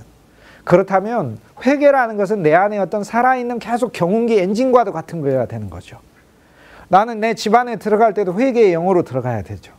하나님, 나는 내 집안에서 과연 육신으로 있습니까? 아니면 한 사람의 아담 혼으로 있습니까? 아니면 그리스도의 영으로 내가 있습니까? 내가 교회 갈 때마다 나는 회개의 영으로 가야 하는 거죠. 근데 많은 경우에 이 기도들이 단순히 우리가 주님 말씀대로 살았습니다, 못 살았습니다 라는 행위 자체로 되게 가 있어요. 되게 아름다운 기도인 것 같은데 그러나 사실 나라는 본질 자체가 어느 곳에서나 십자가에 매어 달려 심판받은 그 존재라는 사실, 그 진리 아래 나라는 존재를 늘 두며 살으라 라는 게 첫 조항이에요. 첫째 조항이에요. 그러니 종교적 예식으로 고해성사 가는 그 예식과 전혀 별개로 일생 자체를 회개의 영으로 살으라고 하는 거. 근데 면죄부는 돈 주고 그냥 구원을 사버리니까 회개의 영이 하나도 없잖아요. 그러니 돈 주고 사기 때문에 구원이라는 것이 심각한 장애가 있다고 루터가 보는 게 아니에요. 돈 주고 사지 않고 심지어는 우리가 믿음으로 구원을 얻는다 하더라도 그 믿음 속에 우리 온 인생의 회개가 함께 수반되지 않으면 그것은 구원을 잘못 산 거라는 얘기예요. 결국 주님은 우리에게 영원한 구원을 주셨어요. 이미 줬는데 조건이 하나가 있어요. 나라는 내 인생을 회개에다가 집어넣으라고. 온 일생을 어느 곳에서나. 이 교환이 이루어진 사건이 그게 1조항이에요. 그래서 2조는 뭐냐면 회개는 성내전적 회개만이 아니다. 즉 고해성사가 아니다 이렇게 얘기해요. 3조는 뭐냐면 이 회개라는 것은 우리의 마음을 돌이키고 우리의 행위를 주님께 돌이켜. 4조는 뭐냐면은 이 회개라는 것은 결국에 우리 육신 자체를 죽이는 것이다. 죽음에 놓는 것이다. 내 육신을 빌립보 3장에 있듯이 루터에게서 육신이란다. 나라는 존재 자체를. 그러니까 결국에 내가 주님의 구원을 이미 얻었어요. 이미 얻었는데 이 구원을 얻은 자가 내가 내 일생에 그리스도 앞에 드려야 할 나의 하나의 과제가 있어요. 내 인생의 마지막 주님 앞에 가는 그 순간에 나는 100이 아니고 제로가 돼 있어야 된다는 거죠. 그게 왜 육신을 죽음에 놓는 거니까. 그러니까 그 마지막 조항은 무엇이냐. 95개조는 1조하고 95조만 알면 사실 전체 핵심을 아는 거예요. 다 알 필요도 없어요. 다 아는 건 교회사학자리는 알면 되는 거고, 첫 조항하고 마지막 조항의 핵심이에요. 마지막 조항은 그거예요. 우리는 우리의 심리적인 안정을 통하여 천국에 들어가는 게 나는 편안하다. 내 마음의 어떤 안정을 위해서 난 예수 믿는 것이 아니다. 그 얘기예요. 95개조 마지막 조항에서 루터가 말한 건 이거예요. 우리는 많은 십자가를 통하여 천국에 간다예요. 그러니까. 근데 면죄부를 사면 십자가가 있어요? 1조의 회개도 없지만 가장 중요한 십자가도 없는 거예요. 그러니까 우리 삶에 있어서 하나님은 나에게 영원한 구원과 영원한 생명을 주셨어요. 그런데 이 영원한 구원과 영원한 생명은 내 삶을 일생 동안 하나님이 놓으시는 십자가와 교환된 거예요. 그러니까 우리는 진짜 구원받은 존재인데 동시에 내 일생 동안 하나님이 내 삶에 나에게 십자가의 길을 두셨다는 그 사실을 감사해야 하는 거죠. 그것이 믿음이라는 거예요. 오늘 과연 그러면 그런 믿음, 이 믿음으로 구원받는 거라는 거예요. 이 믿음으로. 근데 과연 루터가 말하는 이 믿음? 전 사실 한국교회에서 못 들어봐요. 루터가 말한 믿음하고는 아무 상관없는 믿음을 말을 하는 것 같아요. 그건 오히려 중세 교황이 말했던 믿음하고 좀 비슷하거나 면죄부 판매자들이 얘기했던 믿음과 비슷해요. 적어도 우리 안에는 내 존재가 영이 돼야만 한다는 그 믿음이 있어야 돼요. 그게 95개조 판박문의 마지막 조항, 첫 번째 조항이에요. 그게 그렇게 연결. 그게 바로 바울이 한 말이에요. 그리스도 당신을 위하여, 그리고 내 권력을 위하여 나는 저주의 염소가 되어 어느 곳에서나 십자가에 못 박혀도 상관없습니다. 라고 고백하는 것이 그 믿음이죠. 자, 이제 우리는 9장에서 7절에서부터 앞에 5기절들 이렇게 보면 이삭에게서, 이삭 대신 그리스도를 넣어서 읽어보세요. 이제 그 기절이 보일 거예요. 누구든지 그리스도에게서 태어나야 하나님의 자녀인 것이다. 이렇게 보이잖아요. 그 다음에 사라에게서 태어나야 아들이 있으리라. 사라에게 아들이 있으리라. 사라가 은혜죠. 은혜의 약속이라고 갈라디아서 4장 22절에 집에 가셔서 읽어보죠. 정확하게. 갈라디아서에 아브라함에게 두 아내가 있다는 것은 이것은 두 언약에 대한 비유이니 하갈은 지금 있는 이스라엘이라. 지금 있는 이스라엘 유대인. 지금 있는 이스라엘은 육신적 이삭의 후손이었는데 오히려 하갈의 후손이라 얘기를 하잖아요. 바울이. 그러나 이삭은 바로 무엇을 가리키느냐? 하늘에 있는 우리 어머니 새 예루살렘 은혜의 나라의 후손들인 우리를 가리킨다라고 얘기를 해요. 그러므로 하늘에 있는 어머니, 즉 우리 어머니이신 은혜, 우리 은혜 가운데, 그래서 우리가 은혜를 누려 사라에게서 아들이 태어나 그리스도 예수는 우리 가운데 진짜 하나님의 은혜를 누려 태어나는 것이다. 그리고 10절에 우리 조상 한 사람으로 말미암아 임신하였다. 리브가가 이삭으로, 즉 그리스도 예수에게서 교회는 에서와 야곱과 같은 두 생각과 두 정신을 가진 신자가 태어나요. 그래서 저와 여러분도 에서와 야곱처럼 태어났어요. 에서로도 태어나고 야곱으로도 태어나요. 그래서 나의 육신과 나의 마음이 주님을 내 고집대로 섬기기를 원하고요. 내 안에 있는 영은 그리스도의 그분을 형상을 따라가기를 원하는 이 이중적인 두 인물이 내 안에서 살고 있어요. 거기서 나는 큰 자가 작은 자를 섬겨야 하고요. 야곱은 하나님이 사랑하시고 나에게 있는 에서는 하나님이 미워하신다는 것을 봐야 되는 거죠. 그런데 여기에 이제 15절에 모세에게 이르시되 라고 이제 출애굽기 3장을 인용을 하고 있어요. 바울이 로마서 9장에서 모세에게 이르시되 내가 긍휼히 여길 자를 긍휼히 여기고 불쌍히 여길 자를 불쌍히 여긴다 라는 이 기절을 해요. 이 중간에 무슨 얘기가 있냐면, 그렇다면 우리는 어떻게 야곱이 되고 우리는 어떻게 에서가, 이건 하나님이 선택하십니다 라고 이야기를 하면서 바울은 모세의 이야기를 여기서 하고 있는데 이 이야기가 무슨 얘기냐, 하나님께서 모세에게 내가 긍휼히 여길 자를 긍휼히 여기고 불쌍히 여길 자를 불쌍히 여긴다 라는 거예요. 그러면 야곱의 길은 무엇입니까? 그거를 우리가 질문을 하니까 그 질문에 대한 대답을 바울이 바로 이 기절을 주는 거예요. 긍휼히 여길 자를 긍휼히, 불쌍히 여길 자를 불쌍히. 여기 답이 있죠. 그럼 나는 하나님 앞에 어떤 자로 서야 되는 거예요? 하나님, 나는 진짜 하나님의 긍휼이 필요한 자입니다. 하나님, 나는 진짜 불쌍한 자입니다. 그런 자를 하나님이 불쌍히 여기고 긍휼히 여길 대상을 긍휼히 여기고. 그런데 하나님께, 하나님, 나는 불쌍히 여기지 말고 나한테 축복을 많이 해주세요 라고 간다면 사실 굉장히 에서하고 비슷해요. 왜? 에서도 뗐었잖아요. 아버지요, 나한테 축복하소서, 나한테 축복하소서, 이렇게. 그런데 야곱은 긍휼을 요구를 했어요. 왜? 실은 본질은 장자가 아니거든요. 그러나 장자의 소망을 가지고 그 앞에 섰으니까 아버지의 긍휼만이 필요해요. 어떤 긍휼? 눈 감아주는 긍휼. 장님이 되어서 축복해주는 긍휼이 필요해요. 그래서 우리는요, 야곱으로서 하나님 앞에 서서, 하나님, 사실 난 진짜 불쌍하지 않습니까? 하나님은 나를 보십시오. 하나님, 나 불쌍하잖아요. 하나님 긍휼이 필요하잖아요. 그때 섰을 때 우리는 야곱의 길을 하는 거예요.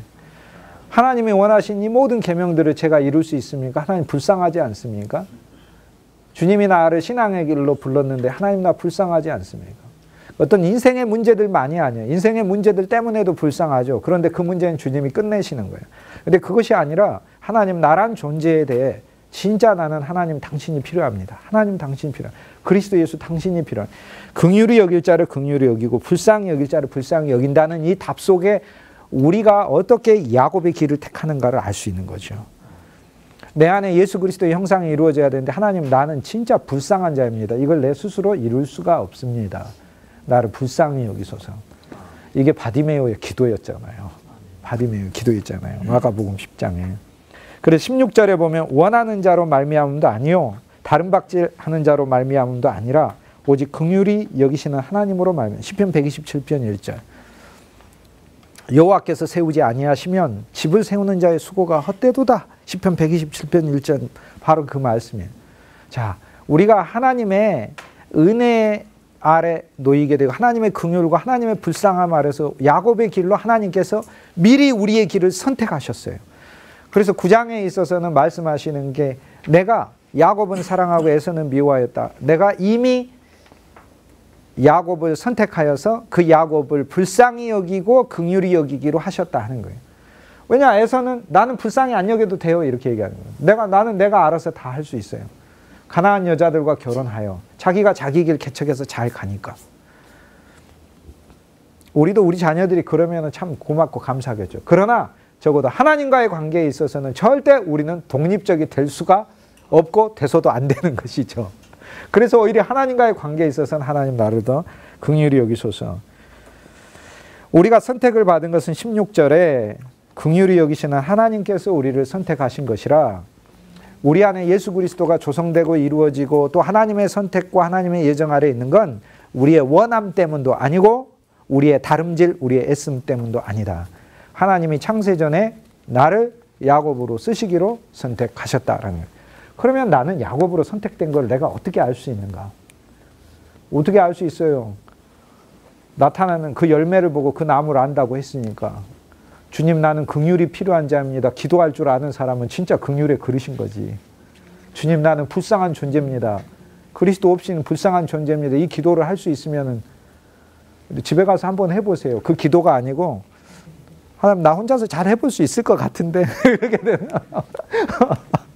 혼자서 내가 가진 학문과 기술로 또 내가 가진 어떤 재능으로 내가 한번 잘 살아볼 수 있을 것 같은데 나중에 필요하면 말씀드릴 테니까 당분간은 제가 알아서 열심히 한번 해볼게요. 뭐 이렇게 얘기해요. 17절은 성경이 바로에게 이르시되 내가 이 일을 위하여 너를 세웠으니 곧 너로 말미암아 내 능력을 보이고 내 이름이 온 땅에 전파되게 하려 함이라. 자, 하나님께서 우리를 한 면에서 야곱으로 선택을 하셨어요. 그런데 이제 출애굽기로 넘어와서 바울이 로마서 9장에 출애굽기를 인용을 하고 있어요. 도대체 왜 이 기절을 인용을 하는 건가? 자, 성경에서 이스라엘 백성의 최대의 적들이 여러 명이 있는데 예를 들면은 야곱에게서도 적이었지만 결국에 통합이 되고, 근데 이 바로 왕은 정말 이스라엘을 압제하는 적이었잖아요. 그런데 모세가 이 귀절을 인용을 하면서 바로를 하나님이 세우셨다는 거예요. 만들었다는 게 아니라 바로를 세웠는데 이 바로로 말미암아 하나님의 능력을 보이고 하나님의 이름이 온 땅에 전파되게 하려 바로를 세웠다는 거예요. 여기서 이제 이 귀절이 굉장히 심각한 게 왜냐하면 여기에 이어져 가지고 이제 바울이 말을 하는 게 그러므로 하나님께서는 바로 그 다음 귀절에 긍휼히 여기는 자를 긍휼히 여기고 완악하게 하시는 자를 완악하게 하신다. 그러면 하나님은 바로라는 사람은 그럼 하나님 심판감으로 세웠다는 얘기인가? 맞아요. 심판감으로 세웠다고 지금 얘기를 해요. 그런데 우리식의 개념으로 절대 그 로마서 9장을 하나님의 예정과 선택을 이해하시면 안 돼요. 지금 하나님은 바로에게 능력을 보이셨어요. 무슨 능력을 보였냐면요. 우리가 흔히 딱 생각하면 10가지 재앙이 있으니까 그 10가지 재앙의 능력을 보이신 것 같잖아요. 우리는 10가지 재앙만 말할 수 있는 거죠. 겉으로 보아서는 나일을 피로 만들고 거기서 개구리가 나오고 땅에서 이가 나오고 먼지를 날려 파리가 들끓게 하고 육축에 질병이 생기고 사람과 짐승에 악창이 나고 종기가 나게 되고 하늘에서 불과 우박과 벼락이 내리게 되고 메뚜기가 와서 먹게 되고 온 땅이 흑암에 잠기게 되고 마침내 장자가 죽게 되는 10가지 재앙, 이것이 하나님의 능력이다 이렇게 생각하는데 바로에게 하나님이 보여주신 능력이 다른 능력이 하나 있어요. 진짜 인내하시는 능력을 보여줬어요. 저 같으면 못 참아요. 계속 보내준다 하고 안 보내주고 보내준다 하고 안 보내주고 보내준다 하고 안 보내주고 바로에게 하나님은 엄청난 인내의 능력을 보여주셨어요. 상상할 수 없는 인내의 능력을 하나님은 진짜 바로에게 하나님은 오래 참으시는 능력을 보여주셨어요. 그리고 계속해서 기회를 주셨어요. 여기에 이어서 이제 그 후반부 21절 이후로 가면 바울이 이제 뭐라고 하냐, 하나님의 온 세상에 흙 덩어리, 진흙 덩어리를 가지고 하나님이 지금 긍휼의 그릇과 진노의 그릇을 만드시고 계신다는 거예요. 만들었다가 아니라 만들고 계신다는 현재형으로 쓰고 있어요. 진노의 그릇, 오른쪽이니까 긍휼의 그릇, 왼쪽이니까 진노의 그릇을 하나님이 진흙 덩어리로 만들었어요. 바울은 결코 세상에 태어나기 전에 하나님이 진노의 그릇과 긍휼의 그릇을 미리 만들었다 이렇게 말하지 않고요.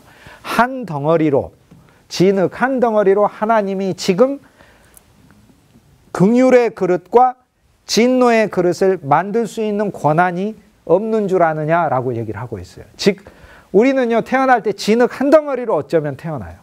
그런데 이 진흙 한 덩어리로 태어나는 우리가 한 면에서 긍휼의 그릇이요 한 면에서 진노의 그릇으로 하나님이 우리를 만들고 있어요. 그런데 이 진노의 그릇들, 즉 대표가 바로인데 바로를 예로 보니까 하나님이 무지 인내하셨어요. 진노의 그릇에도 인내하셨어요. 이 바로라는 것을 통해서 하나님은 바로하고 이스라엘에게 양쪽으로 하나님의 능력을 보여주셔요.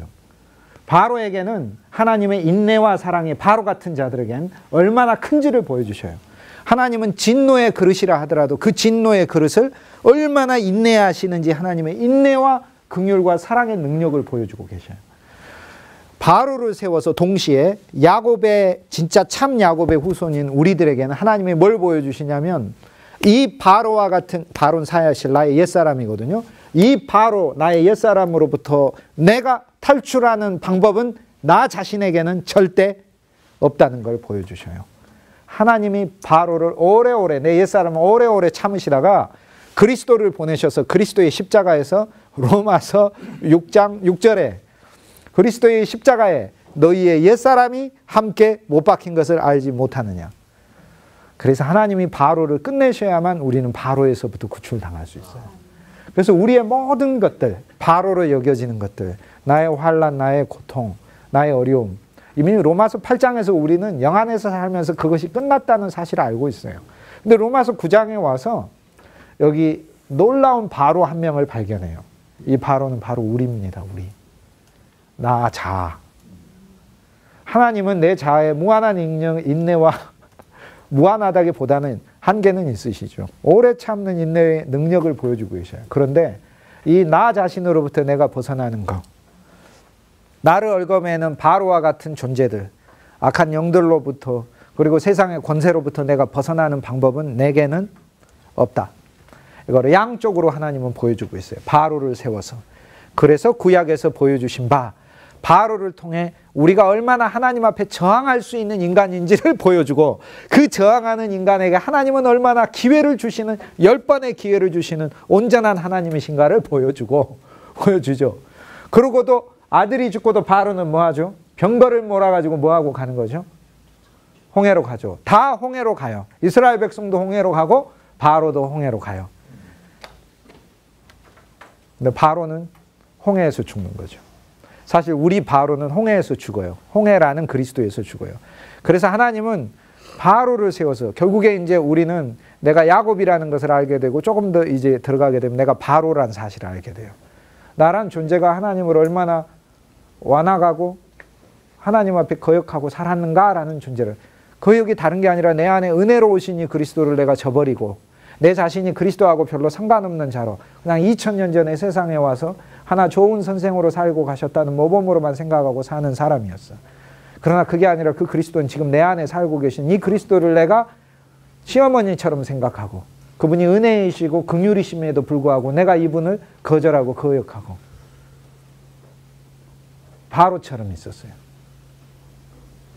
그리고 나라는 존재, 참 이스라엘이 그리스도 안에서 태어났는데, 나라는 참 이스라엘이 광야의 사흘길을 가서 하나님의 참 성전이신 그리스도 예수라는 성전을 지어야 하는데, 그거를 나라는 나 자체가 나를 그리스도 안으로 못 보내주는 최고의 적이 바로 실은 나였어요. 우리 로마서 8장에서 나라는 존재만 빼고 전부 다 17개 대적을 다 봤어요. 환난, 기근, 공고, 핍박, 위험, 칼, 적신, 그죠? 높음, 기쁨, 사망, 생명, 정사, 권세, 전부 다 내 바깥에 있는 적들이었는데, 그 어떤 거. 그런데 로마서 9장에 오면 그리스도 안에서 태어나지 않는 육신적인 나, 애서로 그리스도를 믿기는 하되 애서로 믿으려고 하는 나, 그리스도 안에서 있기는 하되 바로처럼 끝까지 버티는 나, 내가 내 자신이 예수님 적이라는 걸 발견한 거죠. 9장에서. 그래서 하나님은 창세전에 우리를 선택하셨는데 어떻게 선택하셨죠? 우리의 에서는 미워하기로 선택하셨고 우리의 야곱은 사랑하기로 선택. 이제 무슨 뜻인지 아시겠습니까? 하나님의 선택과 예정이.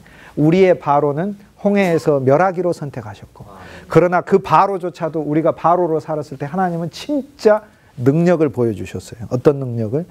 인내하시는 능력을. 그랬잖아요. 우리의 바로는 죽기로 세워졌고 예정되었고, 우리 안에서 우리의 참 이스라엘은 새 사람은 그리스도 안에서 그리스도의 형상을 받기로 이렇게 예정된 거예요. 이 예정이 우리에게 있는 거예요. 그러니까 이 예정이. 그래서 로마서 9장 17절에 내 능력을 보이고 내 이름이 온 땅에 전파되게 하려 함이라. 자, 그렇다면 우리는 17절을 통해 바울이 이 구절을 통해 말하려고 하는 바를 우린 진짜 정확하게 알 수 있어요. 아, 그렇구나. 내가 바로로부터 구출받은 것은 결코 내 능력이 아니구나. 그렇죠? 이미 우리는 우리 옛사람 그리스도와 함께 죽었죠. 나는 내 고집을 내가 꺾으려고 해도 안 돼요. 그러니까 주님을 누리시면 고집을 꺾으시는 그리스도를 만날 수 있어요. 스스로 고집을 꺾으려고 하지 말고 그냥 그리스도를 은혜로 누려보세요. 그러면 어느새 내 고집을 주님이 처리하시는 걸 알 수 있어요. 이 성경 구절 그 앞에 부분에 보면 원하는 자로 말미암도 아니고 다른 박제를 하는 자로 말미암으며 긍휼히 여기시는 하나님으로 말미암음이니라. 16절 말씀 시편 127편 1절이죠. 우리는 이것을 결정적인 한 가지는 하나님의 긍휼이고, 우리한테 필요한 결정적인 한 가지는 하나님의 긍휼이에요. 어느 누구도 자신의 힘으로 원하거나 달려가는 것이 필요하지 않다고 이해해서는 안 된다. 바울이 말하는 건 우리 힘이나 소망이 없어야 된다는 것을 말하는 게 아니에요. 우리에게 소망이 있고 이루어가는 능력이 있어야 하는데, 이때 필요한 게 우리의 힘이 아니고 오직 원하고 달려가는데 힘을 주시는 하나님의 긍휼이 필요한 거예요. 그러니까 바울의 얘기는 원하지 말고 달려가지 말라를 말하는 게 아니라, 원하고 달려가는 사람에게 필요한 건 자기의 힘이 아니라 하나님의 긍휼이 있어야 된다는 걸 말하는 것이죠.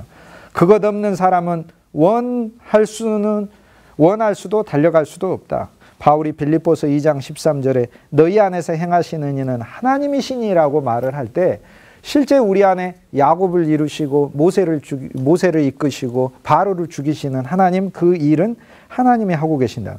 여기서 그는 똑같은 의미를 정확히 표현하고 있다. 다른 어휘를 사용하여서 소원을 가지거나 그것을 이루어가는 것이 사람이 아니고, 즉 행하게 하시는 분, 긍휼이 있으신 하나님으로부터만, 즉 은혜의 선물을 주시는 분에 의해서만이라고 말하고 있다. 그래서 시편 119편 32절에도 내가 주의 계명들의 길로 달려가리이다. 즉 내가 이루었다. 주께서 내 마음을 넓히시면 주께서 나를 달리게 하실 때이다. 그러니까 주의 계명의 길로 달리게 하는 것은, 내가 이루었다 하는 것은 주께서 내 마음을 넓히셔서 주가 달리게 하실 때 내가 달릴 수 있다, 그거죠. 또한 예레미야 10장 23절에서 여호와여 내가 알거니와 사람의 길이 자신에게 있지 아니하니 걸음을 지도함이 걷는 자에게 있지 아니하니이다 라고 말하고 있다. 이제 이 모든 말씀들은 일종의 모순을 포함하고 있다. 왜냐하면 만약 사람의 길이 그의 길이 아니라면 왜 그의 길이라고 말하나? 그러나 사람의 길은 그의 길이 아니에요. 우리의 길은 우리의 길이 아니에요. 왜냐? 경주는 달리는 사람의 것이 아니고 뜻은 뜻하는 사람의 것이 아니에요. 참 이상하죠. 뜻이 뜻하는 사람의 것이 아니고 우리 뜻이 우리 것이 아니고 우리 경주가 우리 달리는 우리 것이 아니라면 누구의 것이에요? 다만 모든 것을 주시고 만드시는 하나님의 것이다. 같은 의미로 바울은 말하였다. 내가 사는 것이 아니요. 그리스도께서도 말씀하셨다. 내 교훈은 내 것이 아니요. 예수님도 내 것이 아니라고, 아버지 것이라고 했잖아요. 전도서 9장 11절에 빠른 경주자들이라고 선착하는 것이 아니며 용사들이라고 전쟁에 승리하는 것이 아니니 자기 능력을 의지하지 말고 지혜자들이라고 음식물을 얻는 것도 아니고 명철이라고 재물을 얻는 것도 아니고 지식인들이라고 은혜를 입는 것도 아니라고 말씀한다. 그러면 누구의 것인가? 그러면 경주는 앉아서 하품하는 자들의 것인가? 아니죠. 싸움은 약한 자들의 것인가? 물론 아니죠. 그러나 싸우기도 하고 우리는 경주하기도 하지만 그들 모두는 모든 것 안에 역사하시는 하나님의 도구들이다.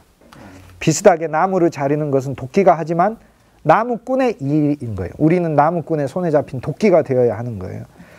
개를 때리는 것은 막대기의 일이 아니라 그것을 휘두르는 자의 일이다 라는 거예요.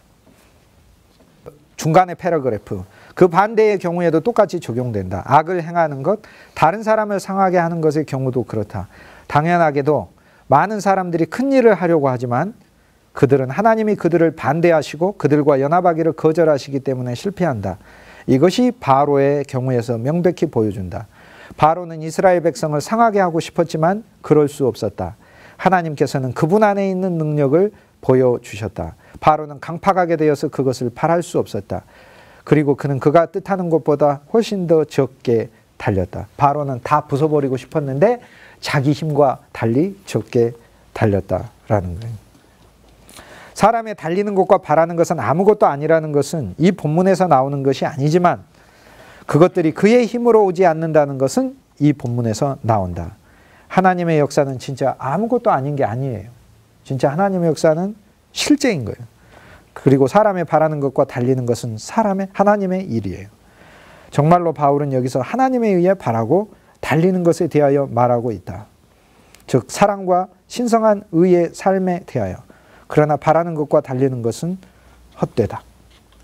즉 하나님의 길 안에서 바라거나 달리지 않은 사람은 비록 그들이 큰 일을 바라도 달릴 수 없다. 이런 얘기예요. 그래서 이제 로마서 9장에서 우리는 하나님의 선택을 받았어요. 그런데 하나님은 우리를 18절에 보면 하고자 하시는 자를 긍휼히 여기시고 하고자 하시는 자를 완악하게 하신다. 자, 이 귀절을 통해 하나님 완악하게 하셨네. 하나님 어떻게 완악하게 하시죠? 오래 참으셔서 오히려 완악하게 하신 거예요. 오래 참으셨어요. 바로에게 오래 참았을 때 바로가 깨달았나요? 하나님의 은혜구나. 세 번째 재앙 정도 내렸을 때 이 놀라운 하나님께 내가 순종하였어야 되는데, 내가 붙잡고 있는 이 참 이스라엘을 보내줘야 되는데 나는 나의 방식으로 오히려 하나님을 누르고 있었죠. 더 완악해지는 거죠. 그렇다면 이제 우리는 여기 이 다음 기절에 바울이 이제 뭐라고 여기서 얘기를 하냐면 20절에 뭐라냐면, 그러면 하나님, 왜 하나님이 사람을 탓하십니까? 하나님이 그러면 완악하게 하셨다면서, 그러면 완악하게 만들었으면 완악하게 만든 사람이 무슨 잘못이 하나님을 완악하게 하신 거 아닙니까? 근데 이 말이 얼마나 웃기는 말이냐면, 완악한 사람은요 징계받고자 하지 않아요. 징계를 싫어해요. 징계를 싫어하는데 거꾸로 왜 완악하게 했냐고 그래요. 하나님의 방식은 바로에게 인내도 보여주지만 계속해서 징계를 내려서 바로를 부르시는데 거기에 오히려 자기가 마음의 문을 더 닫는 거예요. 그러므로 한 면에서요, 바로와 같은 사람, 파라오와 같은 사람은 하나님의 오래 참음이 보여지면 보여질수록 마음이 더 완악해지는 거예요. 그러니까 하나님이 어떤 사람을 완악하게 하셨다라는 말은 그에게 진짜 오래 참으셨다라는 말하고 같은 말이에요. 그래서 저는 이 귀절을 읽을 때 하나님이 저에게 오래 참음도 보여주시긴 하지만 한면에 하나님이 저에게 징계를 주시거나 저에게 십자가와 매를 주시는 것이 제가 살아있는 하나님의 선택받은 사람이라는 뜻이구나. 왜? 그걸 받았을 때 나는 마음이 더 완악해지는 게 아니고 내가 마음을 하나님께 더 돌리기 때문에 내가 오히려 하나님의 선택받은 자구나라는 것을 확증해 준다는 것이죠. 이것이 20절에 사람아 내가 누구에게 하나님께 반문하느냐 지음을 받은 물건이 지은 자에게 나를 이같이 만들었느냐 말하겠느냐. 토기장이가 하나님께서 진흙 한 덩어리로 귀 쓸 그릇을 하나는 천이 쓸 그릇을 만들 권한이 없느냐 라고 이제 얘기를 합니다. 근데 여기 21절 귀절을 가지고 귀 쓸 그릇, 천이 쓸 그릇 하면서 세상에서 높은 자리에 올라가거나 낮은 자리에 이렇게 생각하는데 로마서 9장하고는 아무 상관이 없는 거죠. 지금 어떤 게 귀 쓸 그릇이냐면은 고린도후서 4장에 바울이 뭐라고 얘기를 하냐면 이 질그릇에 보배를 가졌으니 그리스도 예수인 거예요. 자, 질그릇인 우리가 귀 쓰임 받는다는 건 그 안에 보배이신 그리스도를 가졌을 때 귀 쓰임 받는 거예요. 자, 그러면 금그릇이 됐을 때도 귀 쓰임 받는 건데 금그릇은 그리스도의 생명을 가진 것이 금그릇이에요. 은그릇은 그리스도의 은혜를 가진 게 은그릇이에요. 동으로 된 것은 구약에 있는 모든 제단들이 동으로 만들어져 있듯 하나님 안에서 내가 심판받았다는 그리스도의 영, 골고다 영으로 사는 것이 바로 동으로 귀하게 쓰이는 거예요. 그러니까 지금 하나님이 덩어리로 우리를 지금 만들고 있거든요. 그런데 그것이 하나님의 뜻에 따라 만들고 계신다는 거예요. 우리를. 그런데 내가 세상에 덩어리로 태어났네요. 그런데 하나님이 지금 하나는 귀한 그릇으로 만든다는 것은 그리스도를 담기 위한 그릇이고 천한 그릇으로 만든다는 것 세상을 가득 담으라. 세상에 어떤 명예를 담아도 아무리 높아져도 그리스도가 없으면 천한 그릇인 거예요. 그게. 그러니까 우리는 여기서 소망해야 돼요. 나라는 그릇이 귀한 그릇이 진짜 그리스도를 담는 그릇이 담기를 원한다는 사실 내게 소망이 있어야 돼요. 그래서 여기서 하나님은 우리는 먼저 만드는 하나님을 발견해요. 만드시는 하나님. 우리를 금그릇으로 귀한 그릇으로 하나님의 은혜를 담고 긍휼을 담는 그릇으로 그리스도를 담는 그릇으로 만들려고 하신다는 거죠. 그러니까 우리는 그릇으로 만들어졌는데 하나는 하나님의 긍휼을 담는 그릇, 하나는 하나님의 진노를 담는 그릇이에요. 그러니까 내 안에 하나님은 계속 긍휼을 담고자 하시는 거죠. 긍휼을 담으려면 긍휼히 여길 자를 긍휼히 여기고 불쌍히 여길 자를, 그러니까 불쌍해야 하나님은 불쌍히 여길 자인 거지 하나님의 눈에 봐서 하나도 안 불쌍하게 여겨지면 무슨 불쌍한 자입니까? 그러니까 하나님께 내 자신이 얼마나 불쌍하고 긍휼이 필요한지 나는 주님의 긍휼을 나라는 그릇에 가득 담으십시오. 일생 동안 하나님 내게 진노를 담으시는 게 아니라 긍휼을 담으십시오. 나는 정말 당신이 나를 불쌍히 여기시는 그 당신의 은혜를 내 안에 담으십시오. 이게 내가 긍휼의 그릇인 거죠. 그래서 하나님은 이 긍휼의 그릇을 만들고 있어요. 하나는 진노의 그릇을 하나님 만들고 있어요. 그러면 나는 긍휼의 그릇으로 만들어지고 있는가? 진노의 그릇으로 만들어지고 있는가는 우리의 영이 증거하고 우리의 자신이 증거할 수 있고 만물이 증거할 수 있어요. 삼중 증거가 로마서 8장에 나오잖아요. 성령도 말할 수 없는 탄식으로 우리에게 증거하고 있어요. 우린 과연 하나님 긍휼이 많습니까? 하나님 진노가 많습니까? 내 삶에. 살펴보세요. 여러분은 진짜 옛날 찬송가 204장, 새로운 찬송가 288장을 부를 수 있어요. 이것이 나의 찬송일세. 이것이 나의 간증일세. 그죠? 하나님의 은혜가 내게 넘쳤다. 진짜로 하나님이 나한테 긍휼을 담았다라는 걸 간증할 수 있는 거죠. 그럼 하나님이 지금 나를 무슨 그릇으로 만들고 있는지를 우리는 알 수 있는 거죠. 이걸 창세전에 선택하셔서 하나님은 이렇게 만들고 계신다. 담고 계신다. 그래서 이 이사야 45 5장 9절하고 예레미야 18장 16절하고 이사야 예레미야를 같이 쓰면서 하나님이 하고 계셔요. 그래서 하나님은 한 면에서요, 우리를 지금 긍휼을 담는 그릇으로 만들고 있어요. 자, 저와 여러분의 삶에 일어난 모든 일들 있죠. 우리가 겪었던 모든 환난들 있죠. 나의 연약함과 죄됨과 부족함과 나의 실패와 내 자신 모든 거 있죠. 그걸 보고 우리는 하나님 내가 자랑할 게 없고 나는 하나님 긍휼이 필요합니다 했을 때 우리는 진짜 하나님 긍휼이 되고요. 귀한 그릇인 거예요. 왜? 거기 그리스도가 담기니까. 그렇게 되는 거예요. 하나님은 그걸 위해 우리를 선택하셨어요. 미리. 믿음으로 취해야 돼요. 약속의 자녀가 이 복을 받는다고 했잖아요. 그러면 하나님이 창세전에 선택하셨다고 했는데 선택만 한 게 아니라 선택만 해버렸으면 진짜 이건 심각한 거예요. 선택은 누구를 선택했는지 모르는데 근데 하나님 뭐라고 말씀하시는 선택하시고 부르시고 했잖아요. 불렀잖아요. 그 불러냈을 때 나왔잖아요. 나는. 그러면은 나를 선택하지 않고 하나님이 날 부른다는 일은 있을 수 없는 일이에요. 선택한 자를 불렀다고 했기 때문에. 그래서 하나님이 나를 부른 거 아니에요. 동주야. 그럼 난 부르고 나는 주 예수님 하고 답한 거 아니에요. 그러니까 부르심에 나는 나온 거잖아요. 여러분도 부르심에 나온 거잖아요. 여러분도 하나님의 일로 나왔고 그리스도인으로 나왔고 일생 자체를 그리스도 안으로 드리기로 또 나온 거잖아요. 하나님의 교회로 또 부르심을 받은 거고. 그러니까 선택이 왜 없어요? 당연히 있지. 선택한 자를 부른다고 하셨으니 지금 나를 불렀는데 왜 선택이 내게 없겠냐. 하나님 법칙에 어긋나는데. 있습니까? 없습니까? 당연히 선택이 있지. 그러니까. 그런데 하나님은 그러면 나를 긍휼의 그릇으로 만들었냐? 은혜의 그릇으로 만들었냐? 구약 안에서 말을 하자면은 되게 애매모호하고 어렵죠. 왜냐하면 이사야가 어떤 그릇은 긍휼의 그릇으로, 어떤 그릇은 진노의 그릇으로, 어떤 그릇은 금그릇으로, 그리스도를 담는 귀한 그릇으로, 어떤 그릇은 세상에 있는 거 뭐 되고 높은 자리 되고 돈 많이 벌고 한 천한 것들을 담는 그릇으로 만들었는지는 모르겠는데 그럼 내가 어떤 그릇으로 만들었나? 구약 안에서는 상당히 어렵죠. 그러나 신약은 이 모든 것들을 명확하게 보여주시려고 그리스도께서 구약을 우리 안에 이루시는 새 언약으로 오셨는데 진짜 예수님이 너무 쉬운 거 하나 해주셨어요. 어제 주일 예배 때 성찬 가졌는데 이것은 내가 너희에게 주는 내 몸이니 받아 먹으라. 이것은 내가 너희에게 주는 내 피니 받아 마시라 하면서 거기다 하나를 넣어놨어요. 이것은 너희의 죄 사함을 위하여 내가 너희에게 주는 새 언약의 피라 했어요. 내가 받았네. 그걸 믿음으로 먹었네. 언약이 나한테 들어왔어요? 안 들어왔어요? 그리스도도 들어오고 언약도 들어오고 나는 믿음으로 나는 당연히 선택된 사람이고 부름받은 사람이고 이제는 그러니까 구약 안에서는 내가 선택된 사람인가? 내가 예정된 사람인가? 왜? 그리스도가 오시기 전이니까.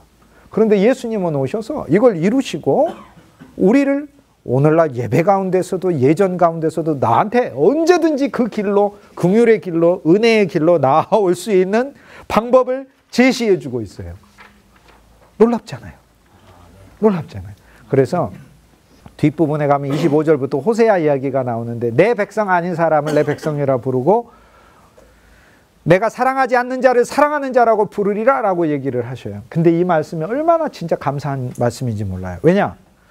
그 앞에 부분에서 끝나버렸다면 하나님이 진노의 그릇, 긍휼의 그릇 이렇게 긍휼의 그릇 오른쪽 긍휼의 그릇, 진노의 그릇 긍휼 담을 자, 진노 담으니까 하나님 내버려 두셔요. 내버려 두는 게 진노예요. 바로에게 보이시는 건 하나님 오래 참음만 보이셨다고 해요. 본문에서 하나님의 말씀은 정말 영어로 기록된 거라 놀랍게 바울이 그 언어를 사용해요. 오래 참음만 보이셨다고 해요. 그런데 로마서 3장 25절에 예수 그리스도를 믿고 그 피로 우리가 지성소에 예수 그리스도를 화목의 보좌로까지 누리는 우리들에겐 하나님께서 우리를 지성소 안으로 인도하시사 당신의 오래 참음과 죄를 간과하심, 죄를 사하심을 보이셨다 이렇게 얘기해요. 하나 더 보이셔요. 당신의 긍휼의 그릇한테는 오래 참음만 보이는 게 아니라 언제나 죄를 흘려보냄을 보여요. 그런데 중간 부분에 토기장이가 우리를 은혜로 만들었는지 긍휼을 만들었는지는 내가 잘 모르는데 그 만드시는 하나님이죠. 근데 25절에 가니까 호세아서의 규절을 통해 바울은 우리에게 어떤 하나님을 소개하냐면 바꾸시는 하나님을 소개를 해요. 어떻게? 내 백성 아닌 자를 백성으로 만들고 사랑하지 않은 자를 사랑하는 자라고 부르시는 하나님을 우리한테 소개해요. 내 인생이 사실 하나님이 사랑하는 인생이든 사랑하지 않았던 인생이든 모르겠어요. 그런데 하나님은 나를 그렇게 선택하신 하나님만이 아니고요. 나를 부르신 하나님이고, 하나님은 나를 그렇게 만드신 하나님만이 아니고요.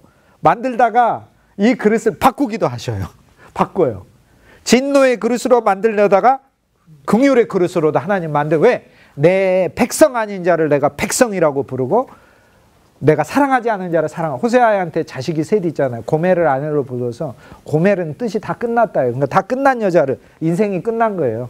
인생 이름이 끝순이죠. 한국 이름을 하자면 끝순이를 불러가지고 네가 아내로 삼아라. 그래서 아들, 딸, 아들 이렇게 낳아요. 아들을 낳는데 이스르엘이라고 불러요. 이스르엘이란 말은 북이스라엘의 또 다른 대용어예요. 죄악이란 뜻이에요. 이스라엘이라는 말은 죄악의 이스라엘이란 말의 대용어예요. 그곳에서 나봇의 포도원 뺏어가 버리고, 요람이, 예후가 이 아합의 가문들 다 죽이고, 요람 사람들도 그곳에서 죽이고, 그래서 이스라엘이라는 말은 그 풍요로운 이 만경평야, 김제평야 같은 그런 말이 마치 황산벌 같은 이름이 돼버린 거예요. 멸망의 장소, 그런 의미예요. 그래서 이스라엘이라고 해라. 이스라엘 니들은 죄악의 백성이란 뜻이에요. 그 다음에 로하마. 로하마는 사랑하다고, 로는 아니다 히브리어니까 내 사랑 안 해. 나는 너희들 사랑 안 해. 이렇게 얘기해요. 근데 참 하나님 말씀이 호세아서는요, 보면은요, 이렇게 구조가 묘하게 돼 있어요. 이스라엘이야 니들. 근데 내가 유다를 구원할 거야. 니들 로하마야. 나 사랑 안 해 너희들. 근데 내가 사랑하는 백성을 둘 거야. 이렇게 돼 있어, 구조가. 로암미, 니들 내 아들들이 아니야. 암미라는 말이 암몬, 백성이라는 뜻이에요. 로, 아니다. 백성 아니야.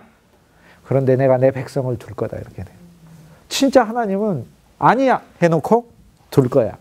아니야 둘 거. 어디서 많이 영화에서, 멜로 영화에서 많이 보던 하나님과 우리의 연애 영화에서 많이 보는 스토리가 바로 호세아에서 나오는 거예요. 그게 바꾸시는 하나님, 바꾸시는 하나님. 그래서 이제 바울이 뭐라고 했냐면, 이스라엘 중에서도 하나님은 아니다고 했다가 바꾸시고 마음을, 이방인 중에서도 이방인 아니야 했다가 이방인을 사랑하는 자로 바꾸셔서, 하나님의 이 긍휼의 그릇은 누구냐? 이스라엘에서뿐만 아니라 이방인에게서도 택함을 받은 바로 우리니라 라고 얘기를 하는 거죠. 그러니까 우리는 만드시는 하나님, 예정과 선택의 하나님, 그리고 그분의 뜻을 이뤄가는 하나님도 보지만, 로마서 9장에 진짜 놀랍게 바울이 예정과 선택을 말하면서도 하나님은 바꾸시는 하나님이시라는 것을 얘기를 해요. 그렇다면 오늘날 모든 그리스도인들에게 소망이 있는 거예요. 왜요? 바꾸시는 하나님이 있으니까. 하나님, 나는 백성 아닌 자 같은데 하나님이 나를 백성 자를 삼아 주십시오. 그러면 기도는 하나님 나를 불쌍히 여겨주십시오. 나는 주님의 긍휼을 일생 동안 담아 주십시오. 긍휼이 축복입니다 라는 거예요. 그리고 내가 예배 드릴 때, 내가 성찬에서 떡 받을 때 언약을 받고 있잖아요. 지금 받잖아요, 믿음으로. 그러니 내가 긍휼의 그릇이 되는 거죠. 지금 현재 바꿔지고 있잖아, 나라는 덩어리를. 그래서 하나님이 나란 덩어리를 빚어서 거기다가 세상 가득한 건 오래 참고 내버려도 이렇게 있다가, 그게 아니라 그리스도를 내 안에 점점점 담아서 나를 보화가 되게 하시는 이 놀라운 역사를 실로 로마서 9장에서 하고 있다라고 하는 거예요. 마지막 부분 22절하고 23절 요 기절이 조금 어려운 기절인데 너무나 이제 놀랍고 좋은 기절이라 그 뜻만 제가 이걸 여러분과 함께 누리고 끝내려고 합니다. 22절 거기 제가 가로로 해놨어요. 만일 하나님이 그의 진노를 보이시고 그의 능력을 알게 하시고자 멸하기로 준비된 진노의 그릇을 오래 참으심으로 관용하시고, 또한 영광받기로 예비하신 바 그 긍휼의 그릇에 대하여 영광의 풍성함을 알고자 하셨을지라도 무슨 말을 하리요? 말이 되게 어려워요. 그런데 쉽게 얘기하면 이런 얘기죠. 22절에 자, 하나님께서 진노의 그릇을 하나님이 심판하기 원하고 진노 퍼붓기도 원하시는데도 불구하고 이 진노의 그릇에 대해 오래 참았다면, 하나님이 당신의 영광을 위해 준비된 이 그릇에 대해서는 얼마나 더 하나님의 풍성을 부으시고 얼마나 더 하나님이 인내하시고 얼마나 더 사랑하시겠는가라는 말이에요. 바로한테도 그랬는데 하나님이 우리한테는 얼마나 더 그렇게 하시겠는가. 그런데 구약에 보니까 막 즉각 다 잡혀버리고 그러던데 맞죠? 율법의 법칙 아래서 그렇죠. 그러나 우린 그리스도라는 법칙 아래서 그리스도가 내 피난처 되시죠. 그죠? 그리스도가 내 바위 되시죠.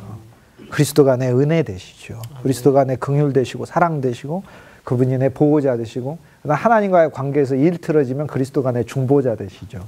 중보자니까 중간을 매개만 하는데 너무 객관적이면 안 되잖아요. 그렇잖아요. 하나님하고 나하고 중간의 입장이 복덕방 주인은 객관적이어야 돼요. 복덕방 주인이 집 파는 사람한테만 편이 돼가지고 집 사러 온 사람 대부분 돈 없는 사람들일 텐데 주변 시세보다 과도하게 올라간 거를 여기 다 시세가 그래 이게 속여가지고 편들으면 중개인이 아닌 거죠. 중개인은 적절하게 집 파는 사람도 큰 손해 보지 않고 집을 구하는 사람도 비교적 좋은 가격 이렇게 적절해야 돼. 그래서 그리스도는 중보자예요. 근데 하나님과 우리 사이에 그리스도가 중보자 역할만 한다면 우리에게 그렇게 큰 이득이 오질 않아요. 왜냐하면 나는 중개인이 나한테 조금이라도 더 내 편이 돼주기를 바라야죠. 그런데 보혜사가 있잖아. 보혜사는 내 편이시거든. 보혜사는. 그런데 이 보혜사가 요한복음 16장에서는 우리에게 보내진 영인데 요한일서에 보면은 그리스도 예수는 우리의 대언자시라 정확하게 파라클레토스 보혜사란 단어예요. 그러니까 예수님은 중간에 중보자이시면서 동시에 내 편에 오셔서 실은 내가 네 편이야. 실은 하나님하고 나 사이에서 내가 네 편이야. 이렇게. 근데 알고 보면 내가 하나님이야. 이렇게 얘기하시는 거죠. 이게. 그게 하나님이 말씀하시는 거예요. 진노의 그릇에도 그렇게 바로한테도 오래 참으셨는데 오늘 영광을 나타낼 우리들에게는 얼마나 하나님께서 길이 참으시겠는가. 이제 여러분 한 구절 한 구절 보면서 바울이 진짜 영적으로 무엇을 말하려고 하는가를 알 수 있어요. 우린 그리스도 안에서 태어났고 은혜를 누려 그리스도가 우리 속에서 태어났고 이제는 우리는 야곱처럼 장자권을 사모하는 자이고 나의 애서는 주님 앞에 부정되기를 원하고 나의 애서는 그리스도를 섬기기를 원하고 하나님은 내 안에 있는 야곱의 영을 사랑하시고 에서의 영은 미워하시고 하나님은 나의 바로와 같은 내 자아가 하나님은 오래 참음 아래에 있지만 언젠가 홍해에서 끝나기를 원하시고 이 바로가 끝남으로 하나님은 하나님의 능력과 이름이 나라는 바로가 끝난 나라는 사람을 통해 알려지기를 원하죠. 그리고 하나님 내가 참 이스라엘로서 긍휼의 그릇으로 긍휼을 담는 그 그릇이 되기를 하나님은 선택을 아예 해놨다. 그 선택을 해놓고 하나님은 서로 내 인생길에 있어서 나를 바꾸신다. 진노의 그릇이어도 내가 언제든지 그리스도께 의지하면 나를 긍휼을 담아 긍휼의 그릇으로 하나님은 바꾸시고 계신다. 이 놀라운 일들에 우리가 그분에 의해 예정되고 선택되고 쓰임받고 있다. 지금 바울이 그 얘기를 하고 있는 거예요. 그래서 로마서 9장은 우리에게 말할 수 없는 어떤 이 구약의 전체 메시지를 통해서 로마서의 메시지를 새로 바울이 다시 한번 정립해 보고 있어요. 이렇게 하지 않으면 로마서 9장은 사실 이해하기가 어렵습니다. 로마서 9장은 그렇게 이해되기 때문에 그렇습니다. 그리스도 안에서만 이해되기 때문에.